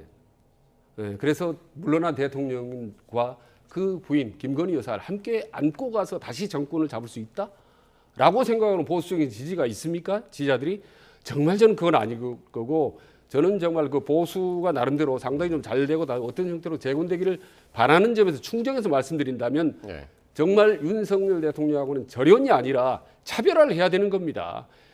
과감하게 차별화를 해서 따로 별도로 국민들 앞에 석고 대제를 하고 어떻게 보면 대권 주자들이 똘똘 뭉쳐서 통합된 모습을 보여줘도 될똥말똥하거든요. 근데 지금처럼 윤석열 대통령 함께 안고 간다? 물귀신 작전도 아니고 그렇게 함께 가서 지금 완전히 분열돼가지고 어떻게 이게 국민 그 심판을 어쨌든 오늘 이제 국민의힘에서는 황우여 전 비대위원장이 이제 선관위원장으로 임명이 됐기 때문에 앞으로 경선 룰이라든가 이런 것들이 이제 어떻게 이제 전개가 될지 그것도 함께 지켜볼 일이 되겠습니다. 네, 단합 이전에 말씀하신 것처럼 윤 전 대통령과의 관계 설정이라는 좀 산을 넘어야 될 것으로 그렇습니다. 보이고요. 이제 민주당 이야기를 좀 해보면 이재명 대표는 이제 9일 날 대표직을 사퇴하고 대선 출마를 선언할 예정인 것으로 밝혀졌죠. 출마 장소 그리고 출마 선언을 하면서 내놓는 메시지 뭐가 될 거라고 보시는지도 좀 궁금합니다. 사실 이제 뭐 3년 전 같은 경우에는 본인이 이른바 소년공으로서 어릴 때 일했던 그 공장 앞에 가가지고 이제 공장에서 그렇게 일을 했다가 정치적으로나 어떤 사회적으로 성공했던 그런 어떻게 보면 그 본인의 서사를 최대한 극대화시켰던 그런 연출을 했다라고 한다고 하면은 이번 같은 경우에는 제가 봤을 때는 좀 그런 드라마틱한 것보다는 조금 더 중도와 어떻게 보면 우파까지 호소할 수 있는 조금 더 안정된 어떤 나름대로의 어떤 이벤트를 준비할 가능성이 있다라고 예측을 하는데요. 다만 그것이 장소가 어디가 될지 이 부분은 아마 내부적으로 아마 비밀로 붙일 것이 아닌가 싶은데요. 뭐 어떻게 굳이 얘기한다고 하면은 뭐 용산 앞이든 아니면은 뭐 광화문이든 이런 부분에서의 어떤 그 퍼포먼스도 충분히 가능하지 않을까 싶고요. 결국 그 지금까지 얘기했던 이재명 표 기본 어떤 시리즈, 기본 소득이라든가 기본 사회라든가 대동사회 뭐 이런 부분에 대한 것들을 조금 더 어떻게 보면 세련되게 포장을 하면서 먹살이즘이 아닌 이젠 잘살이즘 이런 지금까지 나왔던 그런 키워드를 새로이 어떻게 보면 21세기에 적용할 수 있는 그런 부분이 될 수도 있을 텐데 다만 그러한 것이 지난번에도 나왔고 이번에도 나와서 뭔가 어떤 완전히 새로운 어떤 패러다임을 제시하기보다는 기존의 것에 플러스 알파된 정도이기 때문에 얼마나 새로운 것으로 국민들에게 다가갈 수 있을지에 대해서는 아직까지 미지수다. 저는 그렇게 평가하고 싶습니다. 그러니까 장소와는 무관하게 일단 두 가지 슬로건을 아마 제시를 할 겁니다. 죄송합니다. 이재명 대표는 하나는 우선 내란 세력 단죄와 국민 통합이라는 두 가지 키워드, 말하자면 메시지를 강력하게 국민들에게 제시할 텐데 사실 두 가지는 반드시 필요합니다만 그렇지 않습니까? 지금 내란 세력이 아직도 여전히 완전히 남아있는 상태. 이 부분에 정산하는 중요한 과제고 그리고 국민들의 통합해야 되는 두 가지 과제를 어떻게 보면 상반된 사실은 아젠다일 수 있기 때문에 이 부분을 이재명 대표 어떻게 조화를 이루냐가 참 중요합니다. 그러니까 통합을 강조하는 거 대선 후보들 다 뭐 똑같은 얘기입니다만은 다만 내란 세력을 단죄해야 된다라는 건 분명히 맞고 옳고 그건 당연히 그렇게 해야 되지만 그게 자칫 과도할 경우는 자칫 정치 보복으로 비칠 수도 있다는 부분 이 부분을 이제 이재명 대표 어떻게 운영 우묘를 잘 발휘해 정치력을 발휘하느냐가 앞으로 중도층을 흡수하는 중요한 저는 포인트 중에 하나라고 봅니다. 알겠습니다. 자, 이렇게 아까 뭐 어대명, 어후명 뭐 이런 말씀도 하셨습니다만은 민주당에서는 가장 유력한 후보가 이제 이재명 대표고, 근데 오늘 김두관 전 의원이 출마 선언을 했고요. 그래서 과연 더 누가 또 출마를 할 것인가 이게 이제 궁금한 상황인데 오늘 김병주 의원은 이렇게 이야기를 하더군요. 한번 들어보시겠습니다. 김경수 전 경남지사는 나오지 않을까요? 그러니까 단식까지 하고 항상 그 모든 거는 결심 전에 징후들이 있어요. 김경수 전 경남지사는 얼마 전에 단식도 하고 이제 나오는 뜻을 굳혔구나. 단지 경선을 통해서 이재명 대표 흠집 내기를 하지 말고 좀 정책 토론을 해서 좀 붐업을 시키면 좋겠다는 생각을 합니다. 일부는 뭐 차기를 보는 분도 있을 것이고 일부는 여기에서 또 인지도를 더 확보하고 뭐 다른 걸 또 생각하시는 분들도 있을 것이고 또 일부는 또 착각 속에 사실 수도 있잖아요. 너무 웃으시면 안 돼요, 김 의원님. 아니요. 그러니까 사실 경선은 저는 뭐 다양한 분이 나와서 정책적인 흥행을 했으면 좋겠어요. 워낙 이재명 대표가 강력한 후보이기 때문에 다른 후보들이 다른 이제 뭐 의지를 가진 사람들이 들러리를 쓰는 것이 아니냐 이런 얘기도 이제 나오고 있고 어떻게 보십니까? 사실 지난 그 민주당 그 당 대표 선거할 때 실제로 어차피 대표는 이재명이 아니냐 이 그 어대명 얘기가 있었지 않습니까? 그래서 당내에서는 아예 그냥 추대하자. 어차피 없는 거 당대표로 추대하자라는 그런 얘기가 있었지만은 막판에 지금 이 김두관 전 의원이 혜성과 같이 나타나가지고 나 한번 같이 한번 붙어보자 했고 결국 1차 매치에서는 이재명 대표가 승리를 했는데 이번이 어떻게 보면은 2차 매치를 지금 걸어온 것 아니겠습니까? 근데 지난번 같은 경우에도 결국은 이재명 대표가 압도적인 승리 김대중 대통령 아마 민주당 역사상 김대중 대통령보다 더 높은 어떤 그 퍼센테이지로 이 당 대표가 됐던 제 기억에 77.7% 그랬던 것 같은데 이번에 누가 나와서 한다 하더라도 결국 그 정도 내지 그보다 오히려 더 많으면 많았지 그보다 당대표 선거에보다 더 높은 확률의 어떤 그 퍼센테이지로 이 대권 후보가 될 가능성이 현실적으로 상당히 높은 것 아니겠습니까? 다만 그럼에도 불구하고 지금 이렇게 신삼김이라고 할 수 있는 뭐 그 김동연 경기지사라든가 김경수 전 그 경남지사 그리고 또 김부겸 전 총리 이런 분들이 이렇게 몸을 푸는 듯 아닌 듯 하는 이런 상황을 보면서 과연 이런 식으로 했을 때 민주당의 어떤 예. 미래가 있을까? 사실 활발한 어떤 그 의사소통이 있고 활발한 어떤 도전이 있을 때 거기에서 뭔가 새로운 창발적인 어떤 그 인물이 나타날 수 있는 그런 부분인데 이 민주당 같은 경우에는 이재명의 민주당이 된 이후에는 사실상 일극체제로 해서 대권 후보까지 가는 이런 모습이 과연 민주당이란 말씀에 걸맞는지에 대해서는 좀 반성할 포인트가 분명히 있는 것이 아닌가 생각합니다. 네. 네, 어떻게 보세요, 원장님? 일단 뭐 이재명 대세론이 뭐 당분간은 상당히 탄력을 받고 질주할 것 같고 그 이 과정에서 이재명 대표를 가장 위협적으로 경쟁을 장애물이 될 수 있는 경쟁자는 저는 이재명 본인이라고 봅니다. 본인이 앞으로 예. 어느 정도 겸손하고 또 통합된 모습을 보여서 이 계엄 정국, 탄핵 정국 민심을 다 끌어안을 수 있느냐. 이거 본인이 앞으로 어떤 모습을 새로운 모습을 보이느냐. 특히 이제 겸손한 모습 보여주는 게 중요한 것일 것 같고 저기 거론된 후보 중에서는 사실 최근 들어 가장 주목한 후보는 대선에 처음 출마할 할까라고 했던 이제 김동연 전 경기도지사가 사실은 많은 잠재적 변수로 많이 주목을 했습니다만은 본인이 과연 지금 경선 과정에서 아주 어려운 상황 하에서 뛰어들지 이 부분이 하나 이제 관전 포인트고 예. 그리고 이 4명의 김씨 외에 사실은 오늘 아침과 어제부터 이제 YTN에 상당히 자막에 나왔던데 저는 이제 정세균 전 국무총리 변수가 본인한테 대권적 의지를 물어보니까 본인이 SNS에 정상에서 만납시다라는 글을 올렸거든요.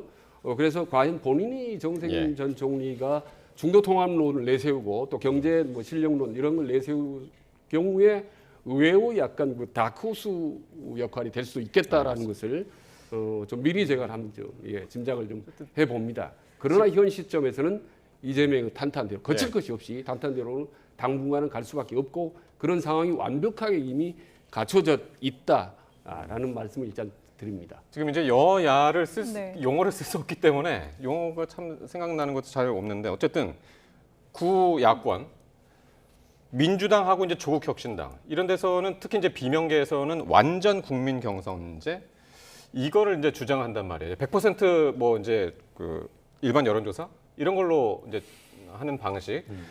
어떻게 될까요? 그 경선 과정에서 민주당하고 이제 그 전 야권 과정 결국 그 경선 오픈 과정에서. 프라이머리 이렇게 하자는 그런 취지인 것 같은데 이재명 대표가 그걸 받겠습니까? 저는 뭐 절대 받을 생각이 없다라고 생각을 합니다. 어대명, 어후명인데 굳이 그 어떻게 보면은 그 조국당 쪽 사람들과 뭔가 엮이려고 할 그럴 가능성은 적어도 지금까지 이재명 대표가 보여온 어떤 그 정책 행보에 봤을 때는 독자적 노선을 거는 가능성이 상당히 있다라고 생각을 하고요. 물론 뭐 그 조국 전 대표가 현재 어떻게 보면 지금 그 유죄 확정에 대해서 교도소에 있지 않다고 하면은 아마 어떤 그 야권을 통합하려고 하는 그런 그 시도가 있겠지만 지금 그 이재명 대표 내지 민주당을 봤을 때 조국 혁신당에서 어떤 그 대권 후보가 나올 것이며 거기에 후보가 나왔다고 했을 때에 어느 정도의 국민들의 지지를 가지고 올 것이냐 생각을 했을 때는 현실적으로 그럴 가능성이 어떤 그 영향을 미칠 가능성이 그렇게 크지 않다라고 판단을 한다고 하면은 결국 마이웨이로 갈 가능성이 있다라고 보고요.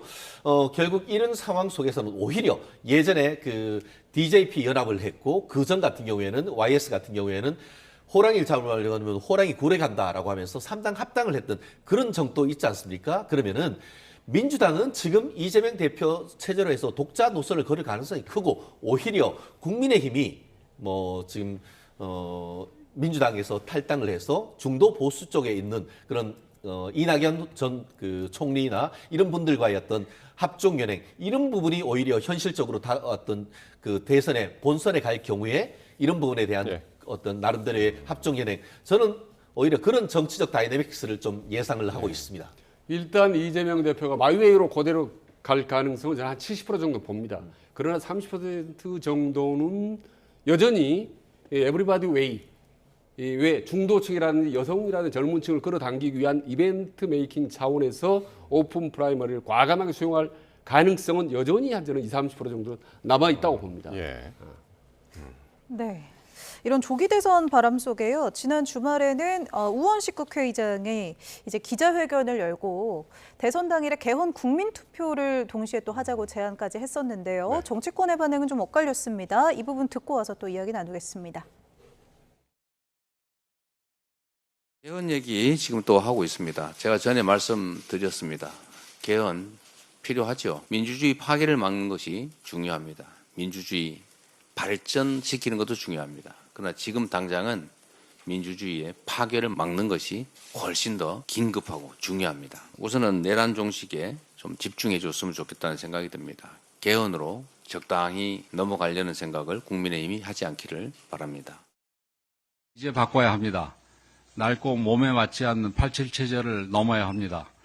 개헌은 대한민국의 국가 시스템을 새롭게 짜는 일입니다.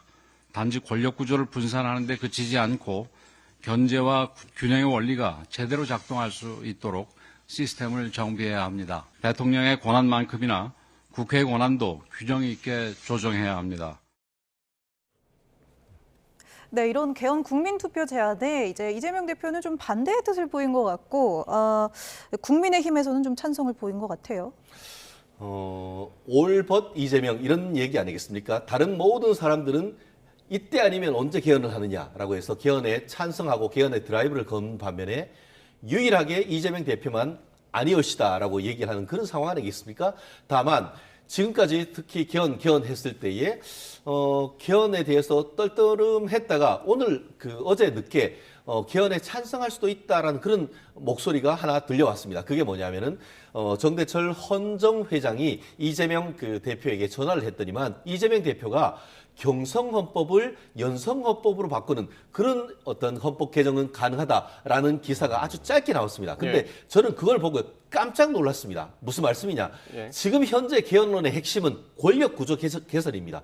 한마디로 제왕적 대통령제, 황제적 거대 야당 이에 따르는 폐해를 고침으로써 87 체제를 정말 7공화국 체제로 바꾸자는 그게 모든 국민들의 그리고 헌법학자들의 어젠다가 아닙니까? 그런데 이재명 대표가 얘기하는 것은 그게 아니고 경성헌법을 연성으로 바꾸자. 경성헌법은 뭐냐? 헌법 개정 절차가 일반 법률 개정 절차보다 훨씬 더 어렵게 해놓은 것이 경성헌법이고 연성헌법은 헌법 개정 절차가 일반 법률 개정 절차와 같은 겁니다. 쉽게 말하면은 국민투표 거치지 않고 헌법을 개정하는 그런 식으로 개정하는 것에는 동의한다. 이 말은 뭐겠습니까? 지금도 180석으로 개헌 외에는 모든 것을 다 할 수 있는데 이제는 그런 헌법 개정과 관련되는 국민투표 이런 것도 빼버리고 민주당 스스로 개헌을 해서 권력 구조나 이런 것들을 제 마음대로 바꿀 수 있는 그런 개헌을 가능하겠다라고 얘기를 하는 걸 보면서 정말 놀란 것이 아니 오해 소지가 있을 수 있어서 이게 경성 개헌하고 연성 개헌 경성헌법, 연성헌법. 그게 내용을 그게 아니고요. 법은 다 헌법입니다. 그런데 헌법 개정 절차를 어렵게 해뒀느냐 아니면 법률과 동일하게 해뒀느냐 이것이 경성헌법, 연성헌법입니다. 우리나라는 일반 법률이야 국회에서 진짜 과반수만 통과시키면 다 되는 거 아닙니까? 그런데 헌법 같은 경우에는 대통령이나 국회가 발의를 하고 그거를 국민투표에 거쳐가지고 이제 통과돼야 개정이 되니까 굉장히 어렵습니다. 그런데 그거를 연성헌법으로 바꾼다는 건 뭐냐면은 헌법을 일반 법률을 고치는 절차하고 똑같이 고치는 원포인트 개정을 한다는 거예요. 그러면은 민주당이 못하는 거는 하나도 없어지게 되는 겁니다. 그런 걸 보면서 이게 이재명 대표의 대권에 관한 어떤 의지가 정말 확고하고 나아가서 경우에 따라서는 권력 구조, 특히 대통령에 대한 권한도 강화하면서 임기를 5년 단임이 아니고 그거를 연장할 수 있는 그런 개헌도 꿈꾸는 것이 아닌가 하는 그런 정치적 상상력까지 갈 수 있으면서 상당히 저는 그 말씀에 대해서 비판적으로 보지 않을 수가 없었습니다. 그러니까 지금 당장 헌법을 고치자라는 것이 아니라 그 헌법을 고칠 수 있는 방법을 쉽게 하자. 그렇죠. 원포인트로 헌법 개정에 관한 규정을 그냥 바꿔가지고 헌법을 알겠습니다. 법률이 바꾸는 식으로 해서 쉽게 개정하자. 이런 얘기를 해가지고 저는 정말 깜짝 놀랐었습니다. 지난 대선 때는 이제 이재명 대표가 당시 대선 후보였을 때는 어느 정도 개헌 필요성에 좀 동의를 하는 발언을 했었거든요. 뭐 국무총리를 국회가 뽑자든지. 그러니까 일단 저는 개헌의 진정성에 대해서 별로 그렇게 점수를 두지 않습니다. 회의적입니다. 왜냐하면 과거에 한 20년 동안 보면 정치적으로 어지럽거나 복잡할 때 누군가 권력자가 힘들 때는 반드시 개헌론이 튀어나왔거든요. 그리고 두 번째로 현실적으로 불가능하다고 봅니다. 왜냐하면 총론적으로는 87년 체제 바꿔야 된다라고 다 얘기를 하지만 막상 강론으로 들어가면 다 다릅니다. 제각각입니다. 자기 입맛대로 자기 정치 정파의 이익에 따라서 다 달라지기 때문에 통일된 합일적인 방안을 모색하기가 대단히 힘들다라는 거고 그리고 말씀드리면 저는 지금 이 시점 2달밖에 남지 않았는데 대선이 지금이라도 맘만 먹으면 개헌을 하지 않고 제도나 법률 안으로라도 대통령의 권한을 제한하고 국회의 권한을 제한할 수 있는 권한 남용을 제한할 수 있는 그런 방식을 얼마든지 해낼 수가 있습니다. 사실은. 그런데 지난 3년 동안 여야 합의한 게 뭐가 있습니까? 아무것도 하지 못했습니다. 여야 합의로 된 게 하나도 없는데 지금 와서 개헌이라도 이런 어마무시한 문제를 함께 합의점을 찾아낸다라는 것은 애당초에 이게 불가능하기 때문에 상당히 무익한 공론으로 그칠 가능성이 높다라는 거고 알겠습니다. 단 개헌의 방법은 한 가지입니다. 저는 여러 차례 개헌 관련된 토론회나 세미나 갈 때마다 제가 말씀드린 것은 그 방법 하나인데 새롭게 대통령이 선출된 사람이 임기 초반에 본인의 기득권을 과감하게 스스로 내려놓고 개헌할 때만 가능한 것이지 그 외에 이후에 이렇게 복잡할 때는 개헌이라는 건 애당초에 불가능한 겁니다. 아주 무익하고. 그러니까 우원식 의장도 어제 이야기를 하면서 이게 어느 대통령의 임기를 시작하면 이건 개헌을 할 수가 없다. 그래서 이제 그 전에 하자는 건데 그런데 이재명 대표는 지금은 시기가 아니다. 지금은 내란 종식이 먼저라고 그랬거든요. 그래서 근데 모든 그 우원식 의장도 이제 윤 전 대통령이 파면이 됐으니까 개헌을 하자는 건데 내란 종식을 먼저 해야 된다. 이재명 대표가 말하는 내란 종식은 어떤 방식인가요? 그러니까 저는 이재명 대표가 주장을 해왔던 건 별개로 저는 내란 세력을 분명하게 저는 정리해야 된다는 전적으로 동의하는 사람입니다. 예.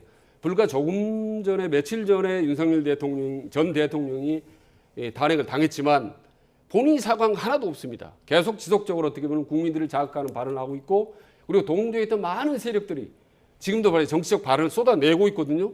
이거를 정리하지 않으면 어떻게 이게 한 발짝도 더 나갈 수 있겠습니까? 더구나 우리나라 민주화, 법치주의라는 이런 공화주의 이런 부분들이 하나 제대로 정립이 안 된 상태에서 이 부분은 짧지만 강하게 굵게 명확하게 정리해야 됩니다. 말하자면 지금 헌재에서도 아직 여전히 남아있는 게 있지 않습니까? 탄핵 문제도 정리해야 되는 거고 형사재판 이런 부분들이 신속하게 진행돼야 된다라는 거, 법적인 사법적인 문제들이 신속하게 처리해야 된다라는 것이 일단 조금 전에 말씀드린 저는 척결 내란 종식. 최 변호사님 말씀만 마지막으로 짧게 드릴게요. 결국 이 부분은 문재인 전 대통령의 중단 없는 적폐청산 그 모델을 그냥 가지고 오는 건 아니겠습니까? 이미 사실 윤석열 대통령은 정치적인 생명이 끊어진 건 아닙니까? 탄핵되고 파면돼가지고 사실은 자연인으로 돌아왔습니다. 그러면은 그 내란이네 뭐네 하는 것은 이제 사법 절차에 맡기면 됩니다. 그럼에도 불구하고 계속 그걸 가지고 온다는 것은 이거를 이용해서 여론전을 하고 그리고 본인이 대권을 가졌을 때 마치 문재인 대통령이 5년 내내 국정 100대 과제 중에 1호 과제로 사실상 그 자유보수 우파에 대한 어떻게 보면 그 수사를 통해서 계속 압박했던 그 전략을 그대로 가려고 하는 건 아니겠습니까? 그렇기 때문에 이제 이런 부분은 정치는 정치 영역으로, 법은 법의 영역으로 놔두는 것이지 맞는 것이지 이렇게 정치적으로 목숨이 끊어진 사람을 계속 끌어들여가지고 국론을 분열시키고 나라를 분tuk시키는 이 전략은 좀 있을 수 없다고 봅니다. 아니 잠깐 한번 말씀드리면 아니 대통령이 계엄 선포를 해서 지금 온 나라가 말이죠 4개월 동안에 완전히 망가질 대로 망가졌는데 이제는 그만 뚝 그치고 새롭게 시작하자. 이거는 저는 애당초 불가능하고 정말 어느 도단이라고 봅니다. 시간 관계상 오늘 두 분 말씀 여기까지 듣겠습니다. 빨라진 대선 시기 앞에 양당의 이야기 좀 셈법들 들어봤습니다. 최진영 변호사, 최진 대통령 리더십 연구원장 두 분 고맙습니다. 감사합니다.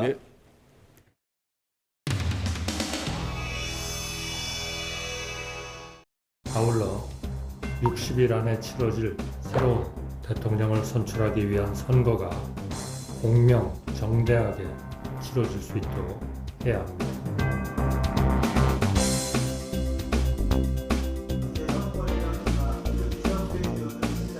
먼저 준비한 국회의장님의 개헌 관련 담화문부터 듣겠습니다. 극단적 대결 정치를 끝내자는 정치개혁 요구, 국민 삶의 질을 바꾸자는 민주주의를 하자는 사회개혁 요구가 개헌으로 집약되고 있습니다.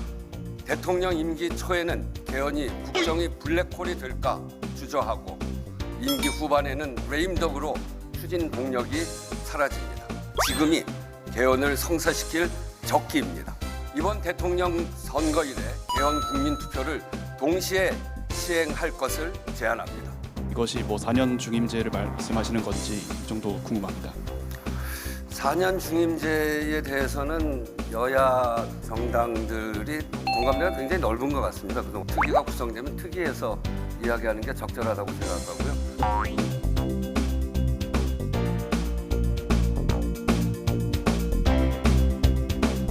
위대한 국민들이 위대한 민주공화국 대한민국을 되찾아 주셨습니다. 개헌군의 총칼에 대통령 선거에서 어쨌든 민주당이 이기긴 이겨야 되는데 아슬아슬하게 이기면 안 돼. 압도적으로 이겨서 압도적으로 이기려면 민주당 내에 저 같은 비주류, 비명계의 사람들도 그렇게 역할을 같이 잘 이렇게 힘 합쳐서 하고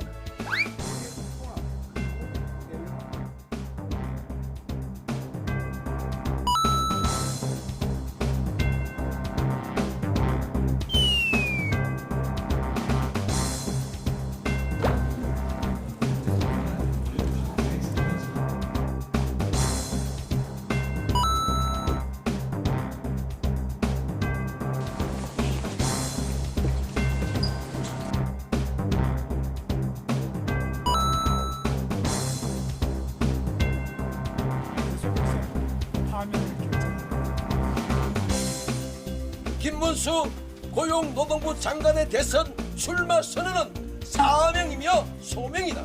비도 오는데 이 비는 저는 저 꽃도 많이 피어 있습니다만 여러분들의 노고에 대해서 다시 한번 감사드리면서 저는 뭐 아무런 욕심 없습니다. 다만 이 나라가 이렇게 가서는 안 되잖아요.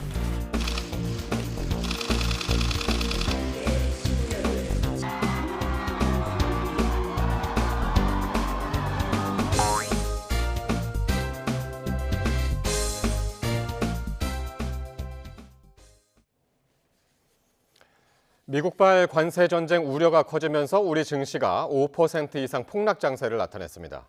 오늘 코스피는 5.57% 하락한 2,328.2로, 코스닥 지수는 5.25% 내린 651.3으로 마감했습니다.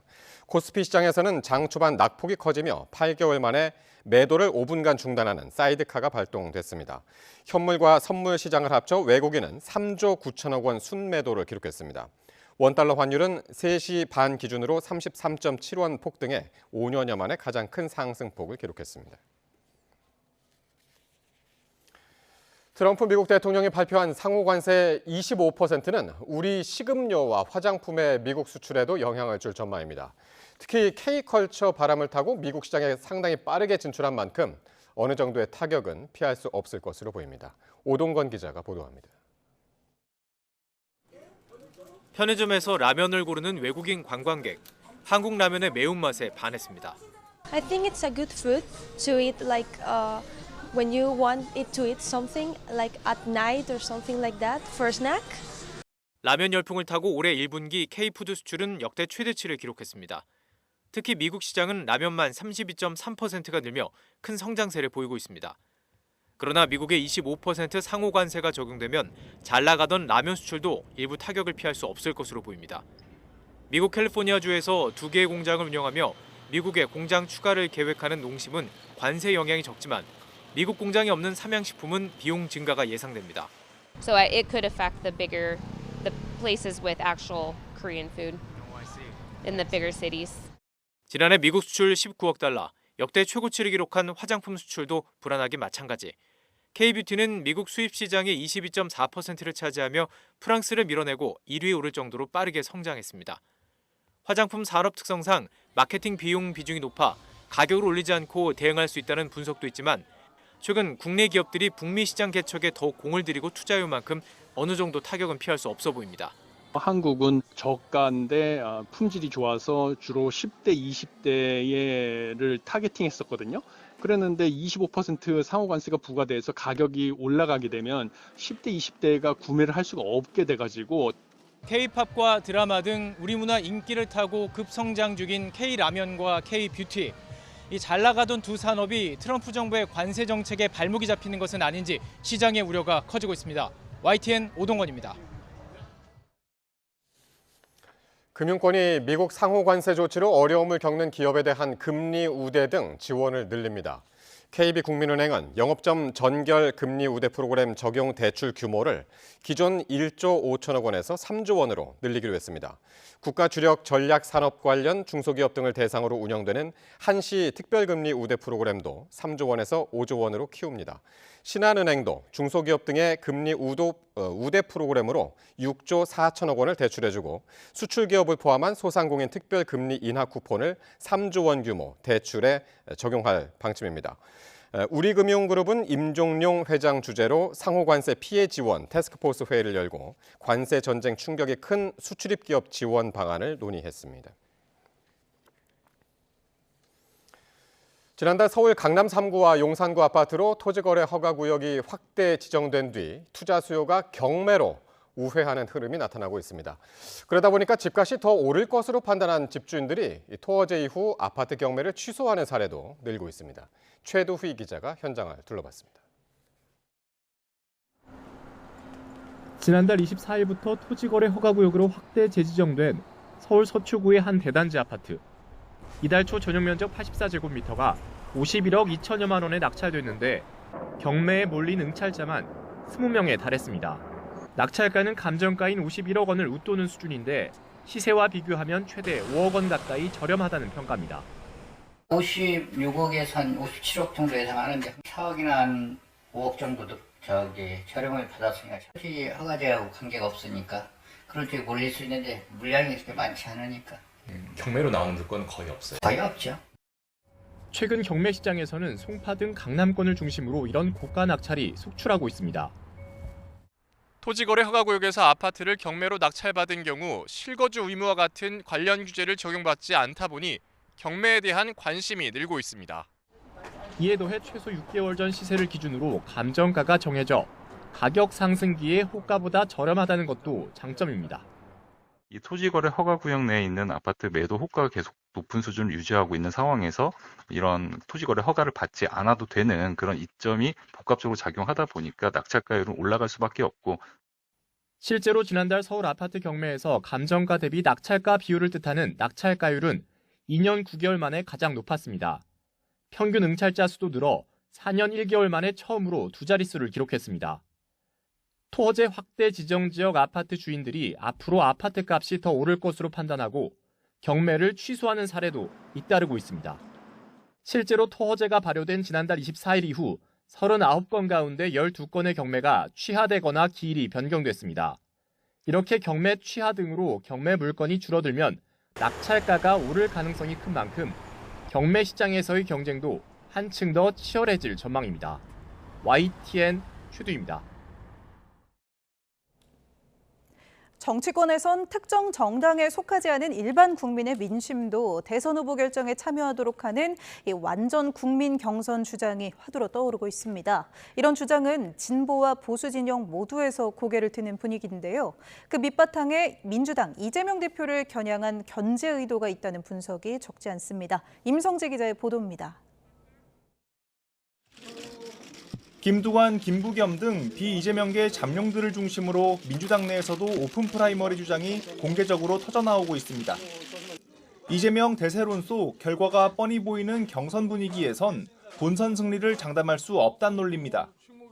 지난 대선에서 불과 0.73%포인트 차이로 보수 진영에 패배한 만큼 이번엔 최대한 많은 지지층을 포섭해야 한다는 주장도 궤를 같이 합니다. 오픈 프라이머리를 우리 당이 좀 적극적으로 수용해서 그렇게 경선을 할 때만이 국민적 관심을 얻어낼 수 있고. 일각에선 후발주자로 꼽히는 진보 진영 후보들이 이재명 대표를 불안해하는 중도 보수 민심을 고리로 반전을 시도하는 거란 해석도 나옵니다. 하지만 당 주류에선 역선택 가능성을 우려하며 이런 주장을 일축하려는 기류가 역력합니다. 국민의힘에서도 완전 국민 경선 주장이 서서히 고개를 드는 건 마찬가지입니다. 대표 주자는 핵심 지지층보단 중도층에서 지지세가 높다고 평가받는 유승민 전 의원입니다. 보수가 배출한 대통령이 또다시 탄핵되며 여론 지형이 기울어진 상황에서 당의 모든 선택은 어떻게 이 대표를 이기느냐에 둬야 한다는 겁니다. 우리 경선은 그냥 당대표를 뽑는 경선이 아니라 이재명을 이길 후보를 뽑는 경선이잖아요. 그게 아니고 이재명한테 줘도 된다 이런 생각을 갖고 있으면 그건 대선 포기하는 거고. 중도층 소구력과 이 대표를 이길 수 있다는 자신감을 바탕으로 비교적 약세인 핵심 지지층의 승리를 위한 경선 방식을 택해달라는 호소로도 읽힙니다. 다만 보수 진영 내 국민 후보 요구는 아직 당내 비주류를 중심으로 흘러나오고 있다는 평가가 많습니다.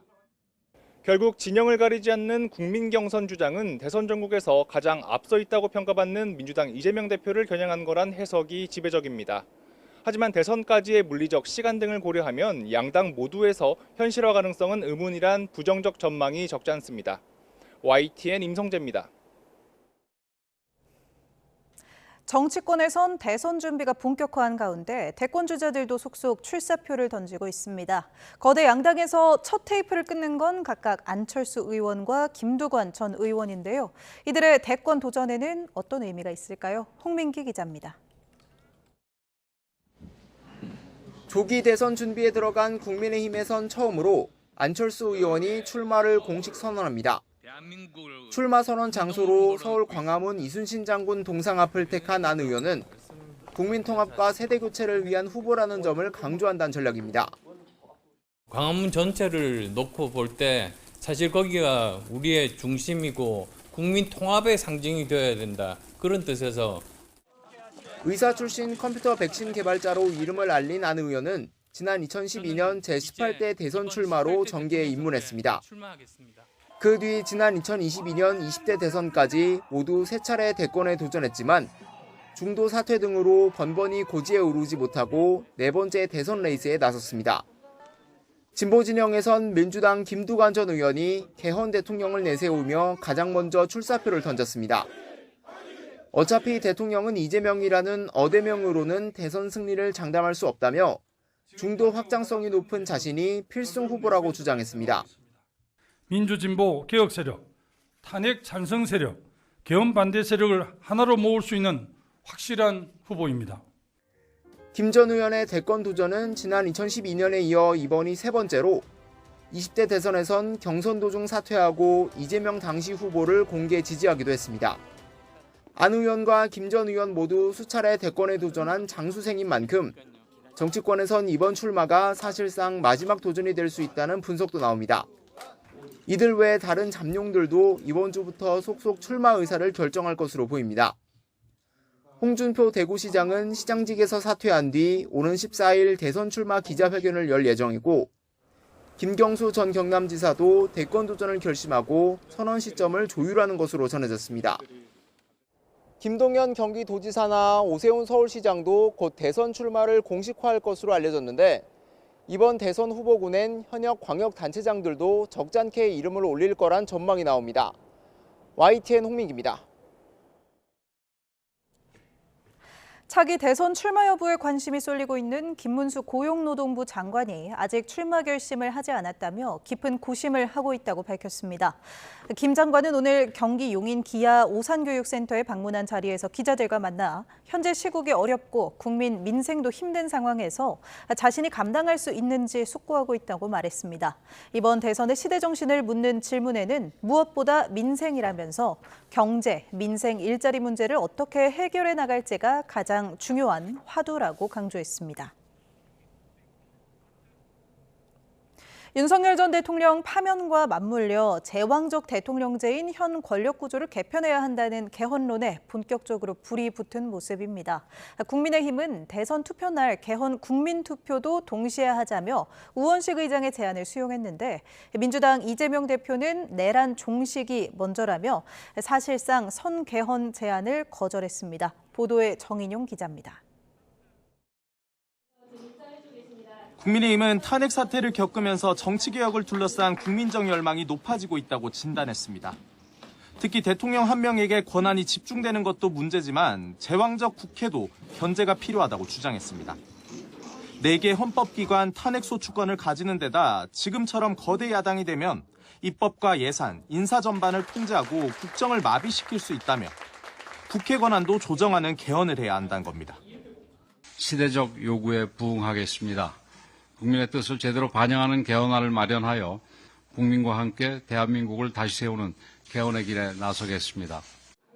그러면서 대선 투표 날 개헌안을 같이 국민투표에 붙이자고 촉구했습니다. 하지만 사실상 개헌 결정권을 가졌다고 평가받는 민주당은 권력구조 개편에는 반대 입장을 분명히 했습니다. 개헌 필요성엔 동의하지만 4년 중임제 등 권력구조 개편과 관련한 굵직한 개헌은 불필요한 논쟁만 심화시킬 뿐 결론을 도출해내기 어렵다는 논리입니다. 일단 대선 날에는 5.18 정신 헌법 전문 수록과 개헌 발동 요건을 강화하는 내용의 개헌만 처리하고 나머지는 대선 후보들이 공약을 내고 대선 이후 이행하자고 역제안했습니다. 무엇보다 당장은 내란 종식이 먼저라며 국민의힘에 대한 비판도 빼놓지 않았습니다.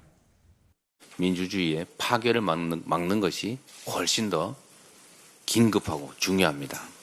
개헌으로 적당히 넘어가려는 생각을 국민의힘이 하지 않기를 바랍니다. 최고위원들도 대선이 임박한 상황에서 충분한 논의 없이 졸속 개헌이 될 수 있다고 난색을 표했습니다. 역시 현 시점에서의 개헌은 섣부르다는 입장을 낸 조국 혁신당은 개헌 국민투표를 내년 지방선거 때 하는 게 현실적이라고 밝혔습니다. 개헌 화두를 던진 우원식 국회의장은 여야 지도부가 대선 날 개헌 투표엔 합의했다며 사전투표 때도 개헌 투표를 할 수 있도록 국민투표법 개정을 서둘러 달라고 당부했습니다. 이재명 대표가 권력 분산 문제를 놓고 선 집권 후 개헌 입장을 천명한 만큼 당장 개헌 논의에 속도가 붙긴 어려워 보입니다. 다만 개헌 필요성엔 정치권이 합치된 의견을 보이고 있어 대선 후보들의 공약에 따라 추후 어떻게든 결론이 나올 가능성도 배제할 수는 없어 보입니다. YTN 정인용입니다.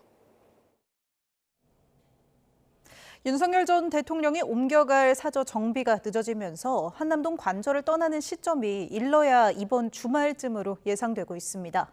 윤 전 대통령이 사저에서도 정치적 영향력을 유지하기 위한 행보를 이어갈 수 있다는 관측이 나오고 있습니다. 보도에 강민경 기자입니다.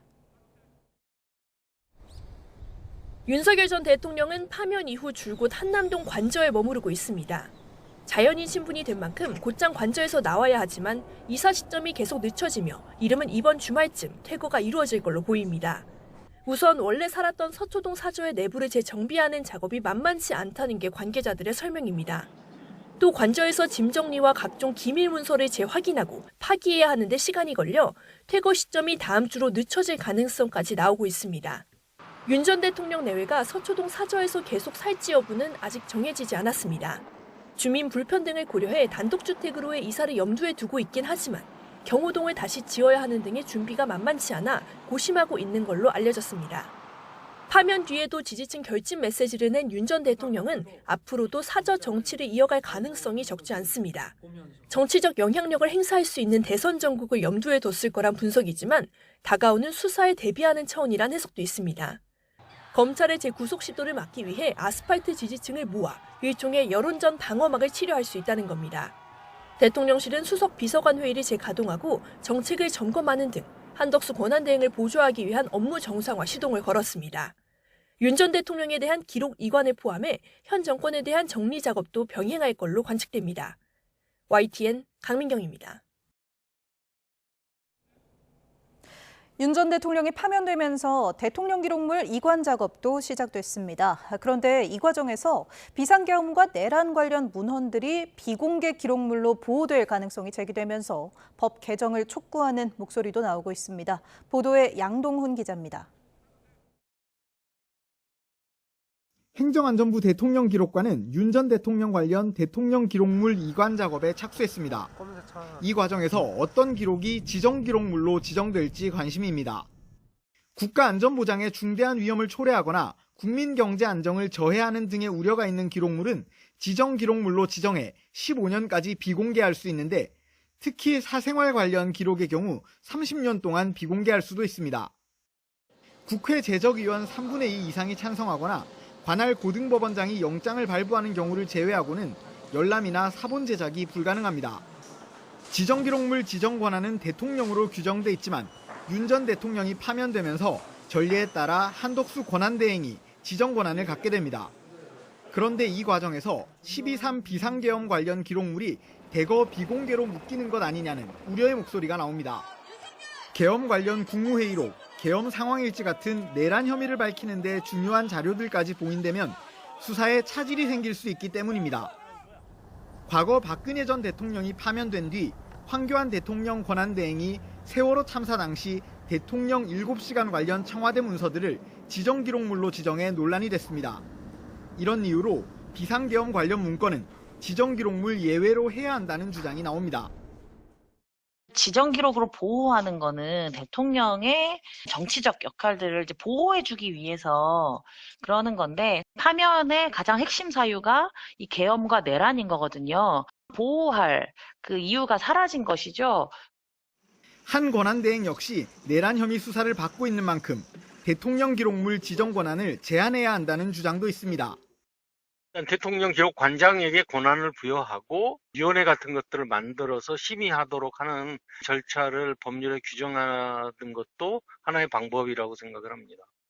당장 시스템 개선이 어렵다면 한 권한대행 스스로 지정기록물 지정을 최소화해 비상계엄 사태의 진상을 투명하게 밝히는데 협조해야 한다는 요구도 나옵니다. YTN 양동훈입니다. 검찰 명태균 의혹 전담 수사팀이 지난 2월 서울중앙지검에 사건을 이첩한 이후 김건희 여사 측에 소환 일정을 조율한 것으로 YTN 취재 결과 확인됐습니다. 검찰 청사로 소환해 조사하는 방식이 유력하게 검토되고 있습니다. 신지원 기자의 단독 보도입니다.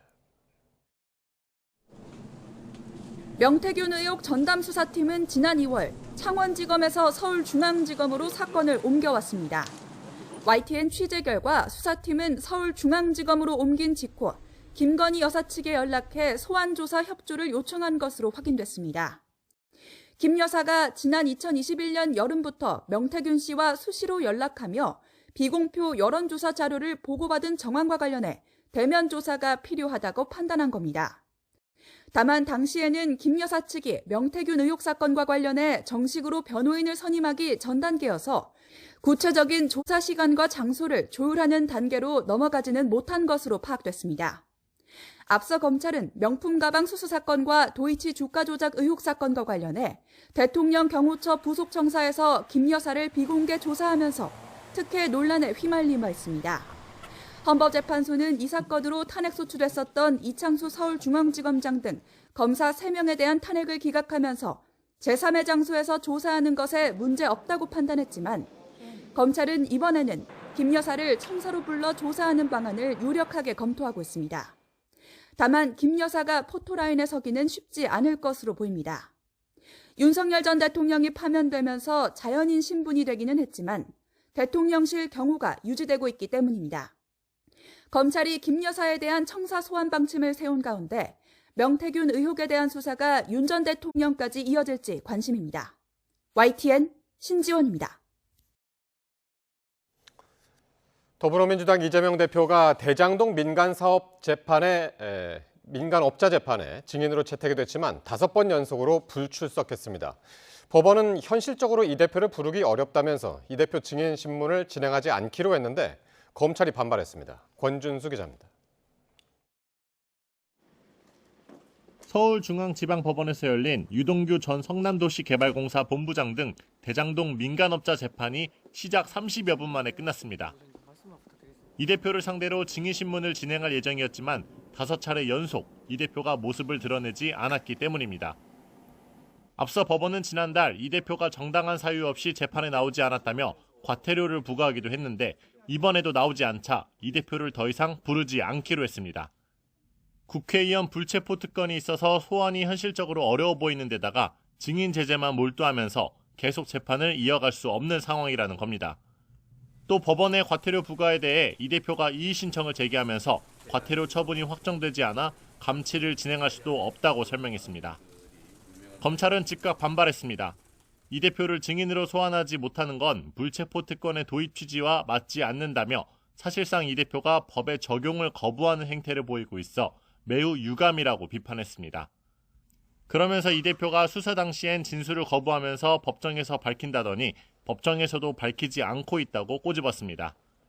이런 가운데 이 대표는 항소심에서 무죄를 선고받은 공직선거법 위반 사건의 소송 서류도 일주일째 받지 않고 있는 것으로 파악됐습니다.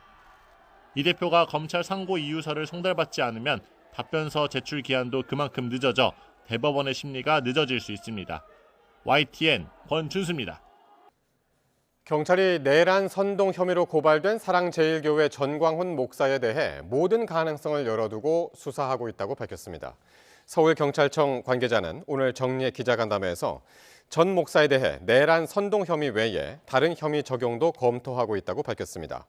또 국민의힘 윤상현 의원에 대해서는 고발인 조사를 거의 마쳤고 역사 강사 전한길 씨에 대해서도 일부 고발인 조사가 이루어졌다고 말했습니다.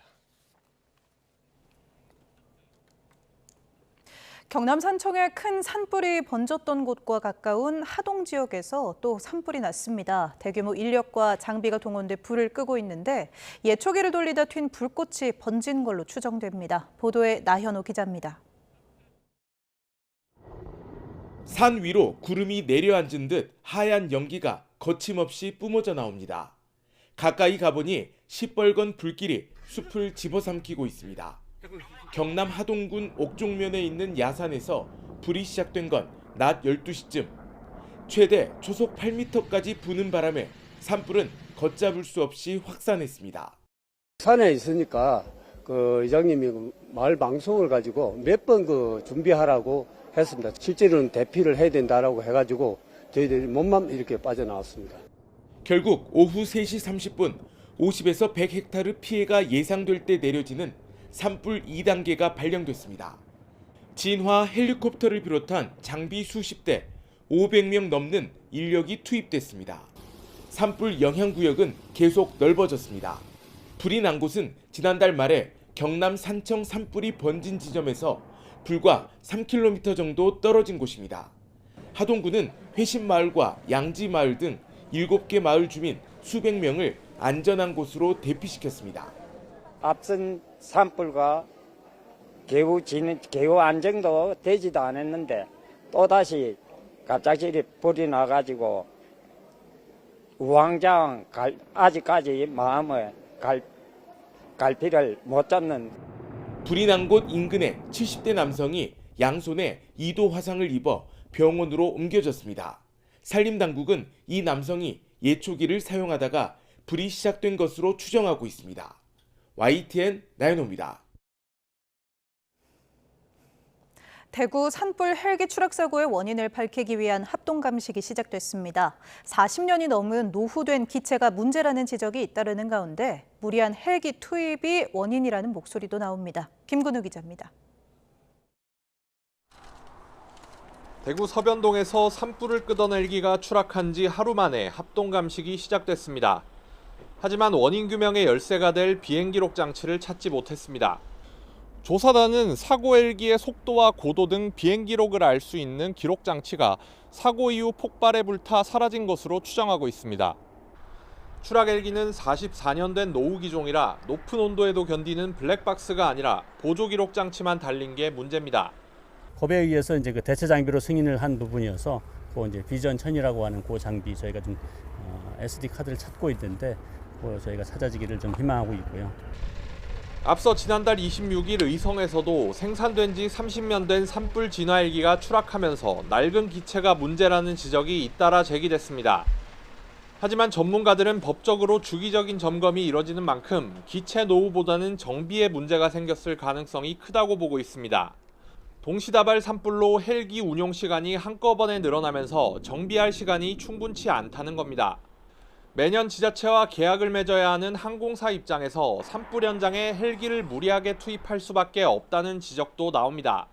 정비사들도 최선을 다하고 있지만 그런 면에서는 지자체의 관계라든지 회사의 관계라든지 이런 여러 가지를 복합적으로 생각을 하면은 그런 데서는 조금 우리 관의 헬기보다도 좀 취약한 점이 있다. 결국 정확한 원인은 1년 넘게 걸릴 조사 결과가 나와야 알 수 있을 전망입니다. 올해만 산불 진화 헬기 2대가 잇따라 추락한 가운데 더 정확한 원인 조사를 통한 대책 마련이 필요하다는 목소리가 나옵니다. YTN 김근우입니다. 전남 여수 국가산업단지에 있는 화력발전소에서도 큰 불이 나 진화 작업 끝에 1시간 반 만에 꺼졌습니다. 철거 작업 과정에서 불이 나면서 작업자와 직원들이 긴급 대피했습니다. 보도에 오선열 기자입니다. 공장 건물에서 거센 불길이 치솟고 시꺼먼 연기가 쉴 새 없이 뿜어져 나옵니다. 화재 현장은 멀리서도 보일 만큼 온통 희뿌연 연기로 뒤덮였습니다. 화력발전소 굴뚝 쪽에가 불꽃이 이미 그 굴뚝 높이만큼 엄청 올라오고 있었어요. 창문을 열면 냄새가 쾌쾌한 냄새가 엄청 심하게 들어와가지고 머리가 어지러울 정도였었거든요. 전남 여수 국가산업단지에 있는 한국동서발전 화력발전소에서 오전 9시 반쯤 불이 났습니다. 다행히 폭발로 이어지진 않고 현장에 있던 작업자와 직원 16명도 긴급 대피해 인명피해는 나지 않았습니다. 불이 난 화력발전소 건물은 지난 2020년 노후화로 가동을 중단한 발전 시설입니다. 소방당국은 대응 1단계를 발령하고 인력 185명과 장비 67대를 투입해 1시간 반 만에 진화했습니다. 불길은 폐쇄된 건물 3층 통로에서 해체 작업 중 발생한 것으로 파악됐습니다. 타랑동 3층 안전통로에서 철골 해체 작업 중에 필터인 합성수지에서 화재가 발생했습니다. 차후에 또 재발화가 되지 않도록 안전조치를 할 예정입니다. 소방당국은 철골 안전작업과 함께 정확한 화재 원인과 피해 규모를 조사하고 있습니다. YTN 오선열입니다. 액상 대마를 구하려다 적발된 국민의힘 이철규 의원 아들이 대마 양성 반응을 보이는 것으로 파악됐습니다. 서울 서초경찰서는 최근 이철규 의원 아들의 모발에서 대마 양성 반응이 나왔다는 감정 결과를 국립과학수사연구원에서 통보받았습니다. 이 씨는 지난해 10월 이른바 던지기 수법으로 서초구 주택가 화단에 묻힌 액상 대마를 찾으려다 미수에 그친 혐의를 받습니다. 수색에서부터 탐지와 정찰까지 군의 또 다른 자산이죠. 한미 최고의 군견을 가리는 대회가 한창입니다.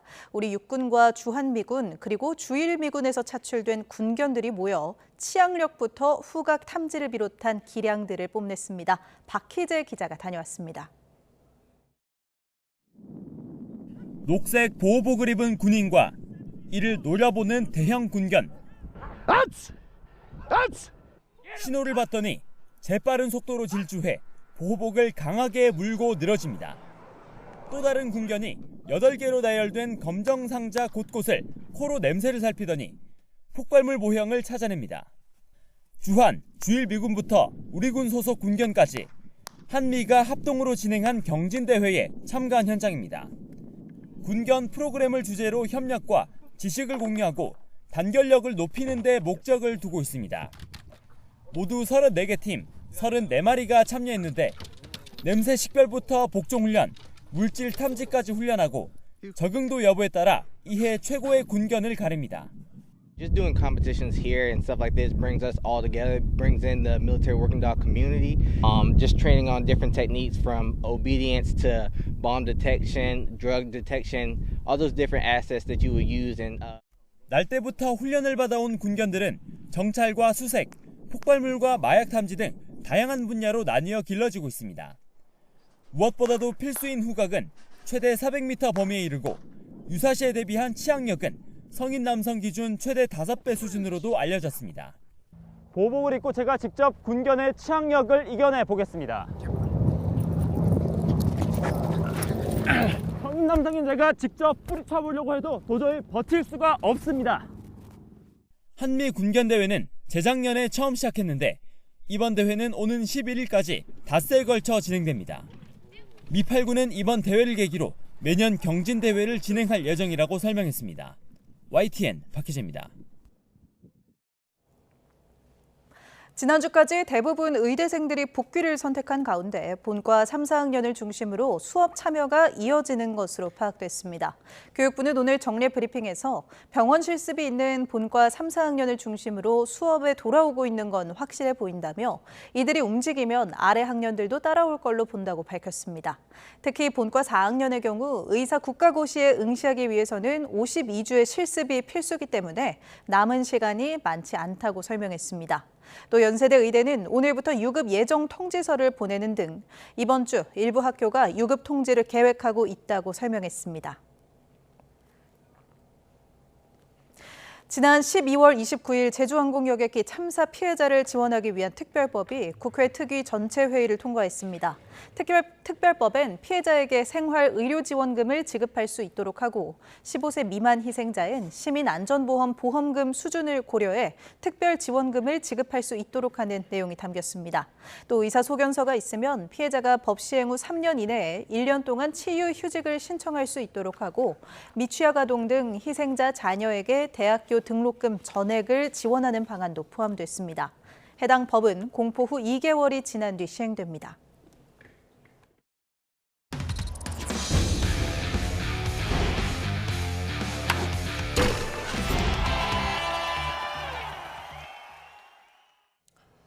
프로야구 초반 순위가 심상치 않습니다.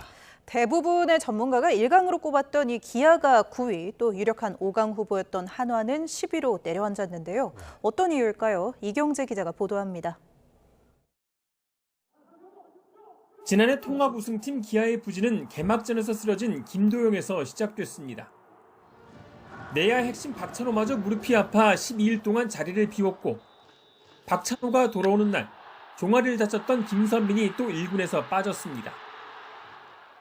내야가 불안해지면서 불펜도 흔들렸습니다. 마무리 정혜영에 이어 필승조 조상우와 전상현 등이 차례로 패전을 떠안았습니다. 투수들이 점점 페이스를 찾아갈 거라고 생각합니다. 어떤 팀이든지 간에 초반에 안 좋으면 중반으로 가면서 또 좋아지고 투수들 그래도 잘해주고 있으니까 물론 일어나도 꿋꿋하게 열심히 잘 던져줬으면 좋겠습니다. 한화가 힘을 못 쓰는 이유는 더 명확합니다. 팀 타율이 1할 6푼 9리. 중심 타선인 노시환과 최은성, 외국인 타자 플루리얼 모두 1할 때 타율입니다. 똑같이 13경기씩을 치르고 친 안타가 66개로 삼성의 55%, 타점은 33점으로 삼성의 40%에 불과합니다. 주말에 홈런 2개로 기적같은 역전극을 만들고 일요일 유일한 안타로 퍼펙트 상황을 막아낸 문현빈의 방망이가 그나마 위안입니다. 어떤 포지션이 가장 편해요? 전 시합 나갈 수만 있다면 어디든지 나갈 수 있습니다. 타석이 제일 편하구나, 타석. 네, 타석에서 보여드리고 싶습니다. 하지만 아직 시즌의 10%도 지나지 않은 초반. 지난 이맘때 6, 7위였던 LG와 두산, 9, 10위였던 삼성과 KT가 가을 야구에 갔습니다. 기아는 다음 주쯤 돌아오는 김도영에, 한화는 2군에서 5월대 타율로 1군에 돌아온 하주석에 반전을 기대하고 있습니다. YTN 이경재입니다. 미국 프로야구 샌프란시스코의 이정후 선수가 7경기 연속 안타와 2경기 연속 멀티히트 행진을 이어갔습니다. 이정후는 시애틀과의 홈 경기에 3번 타자 중견수로 선발 출전해 4타수 2안타 1득점으로 활약했습니다.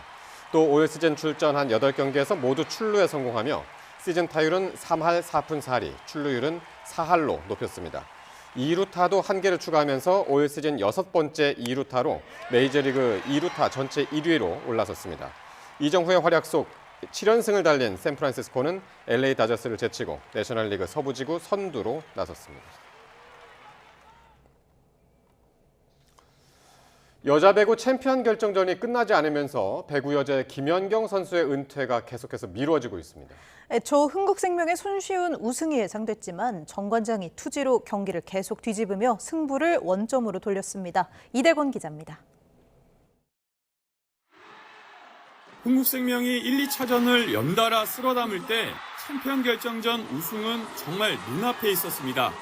은퇴를 앞둔 김연경도 3차전 원정에서 우승컵을 들어 올리겠다고 공언했습니다. 원정으로 떠나는 만큼 또 다른 분위기가 또 기다리고 있을 거라고 생각하기 때문에 선수들하고도 잘 준비해서 3차전에 잘 마무리할 수 있도록 잘 준비할 수 있도록 하겠습니다. 그런데 큰 반전이 일어납니다. 정관장이 3차전에서 세트 점수 0대2로 끌려가다가 3대2로 경기를 뒤집었습니다. 플레이오프 3경기를 거치고 부상 선수까지 질비했던 정관장이지만 투지 하나로 뚫어낸 겁니다. 승부를 원점으로 돌린 4차전의 5세트가 압권이었습니다. 7대 10으로 끌려가며 흥국생명의 우승컵을 내주나 싶더니 5연속 득점으로 경기를 또 뒤집었습니다. 팬분들한테 대전에서 끝내지 않겠다고 약속을 했었는데 그 부분을 지킬 수 있어서 너무 좋고, 흥국생명에게는 2년 전 악몽이 떠오른 순간입니다. 챔피언 결정전 1, 2차전을 승리한 팀이 우승을 놓친 사례는 단 한 번 있었는데 2022-2023 시즌 때 흥국생명이 그랬습니다. 이제 흥국생명 안방으로 다시 갑니다. 김연경이 화려한 라스트 댄스를 출지, 정관장이 드라마 한 편을 찍을지 배구 팬들의 관심도 인천으로 향합니다. YTN 이대원입니다. 잉글랜드 프로축구 토트넘의 손흥민이 57분 동안 활약하며 팀 승리에 힘을 보탰습니다. 사우샘프턴과의 프리미어리그 31라운드에 왼쪽 측면 공격수로 선발 출전한 손흥민은 후반 12분 교체될 때까지 57분간 그라운드를 누볐습니다. 득점포는 가동하지 못했지만 전반 13분 스펜스에게 침투 패스를 연결해 선제 득점에 관여하는 등 팀 승리에 이바지했습니다. 최근 4경기에서 1무 3패로 승리가 없었던 토트넘은 모처럼 승점 3점을 추가하며 리그 13위로 올라섰습니다. 쇼트트랙 유망주 17살 임종원이 동계올림픽 출전권이 걸린 쇼트트랙 국가대표 선발전 첫날 남자부 1500m에서 1위에 오르는 파란을 일으켰습니다. 임종원은 서울 목동 아이스링크에서 열린 쇼트트랙 국가대표 1차 선발전 남자 1500m 결승에서 다른 선수들을 큰 격차로 따돌리고 가장 먼저 골이 냈습니다. 축구대표팀 수비수 서령우가 뛰는 즈베즈다가 세르비아 리그 우승컵을 들어올렸습니다. 즈베즈다는 리그 30라운드 홈경기에서 베오그라드를 3대1로 꺾고 통산 11번째 리그 우승을 확정했습니다. 지난해 6월 울산을 떠나 즈베즈다에 입단한 서령우는 리그 24경기에 출전해 6골에 도움 3개를 올려 공격수 못지않은 활약으로 팀의 우승에 기여했습니다. 루카 돈치치를 앞세운 미국 프로농구 LA 레이커스가 올 시즌 승률 1위를 달리는 오클라호마 시티에 126대 99, 27점 차 대승을 거뒀습니다. 레이커스의 돈치치가 3점 슛 5방을 포함해서 30점에 7리바운드, 6어시스트를 기록하며 팀 공격을 이끌었고 리브스와 제임스도 각각 20점, 19점을 기록하며 지원했습니다.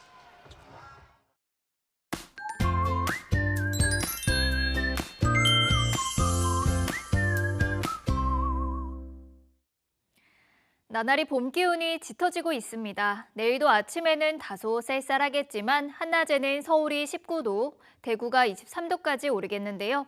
당분간은 일교차가 크다는 점을 염두에 두셔야겠습니다. 내일 새벽까지 중부 곳곳에는 5mm 미만의 비가 조금 내리겠고 낮 동안에는 대체로 맑은 하늘이 함께하겠습니다. 다만 건조한 날씨 속에 바람이 강하게 불 것으로 보이니까요. 산불 등 화재 예방에 주의하셔야겠습니다. 또 중서부 지방은 오전 한때 초미세먼지 농도가 짙게 나타나겠고 낮부터는 황사의 영향으로 공기가 탁해질 수 있겠습니다. 내일 아침 기온 살펴보면 서울이 9도, 대전은 11도, 부산은 12도로 출발하겠고요. 이 낮 기온도 크게 올라서 무척 따뜻하겠습니다. 서울이 19도, 대전이 21도, 대구는 23도 선까지 크게 오르겠습니다. 당분간 일교차가 크겠고요. 수요일과 목요일 사이에는 전국에 단비가 내릴 전망입니다. 지금까지 날씨 정보였습니다. 이상으로 YTN 뉴스 나이트 마칩니다. 내일 밤 다시 찾아뵙겠습니다. 시청해주신 여러분 고맙습니다.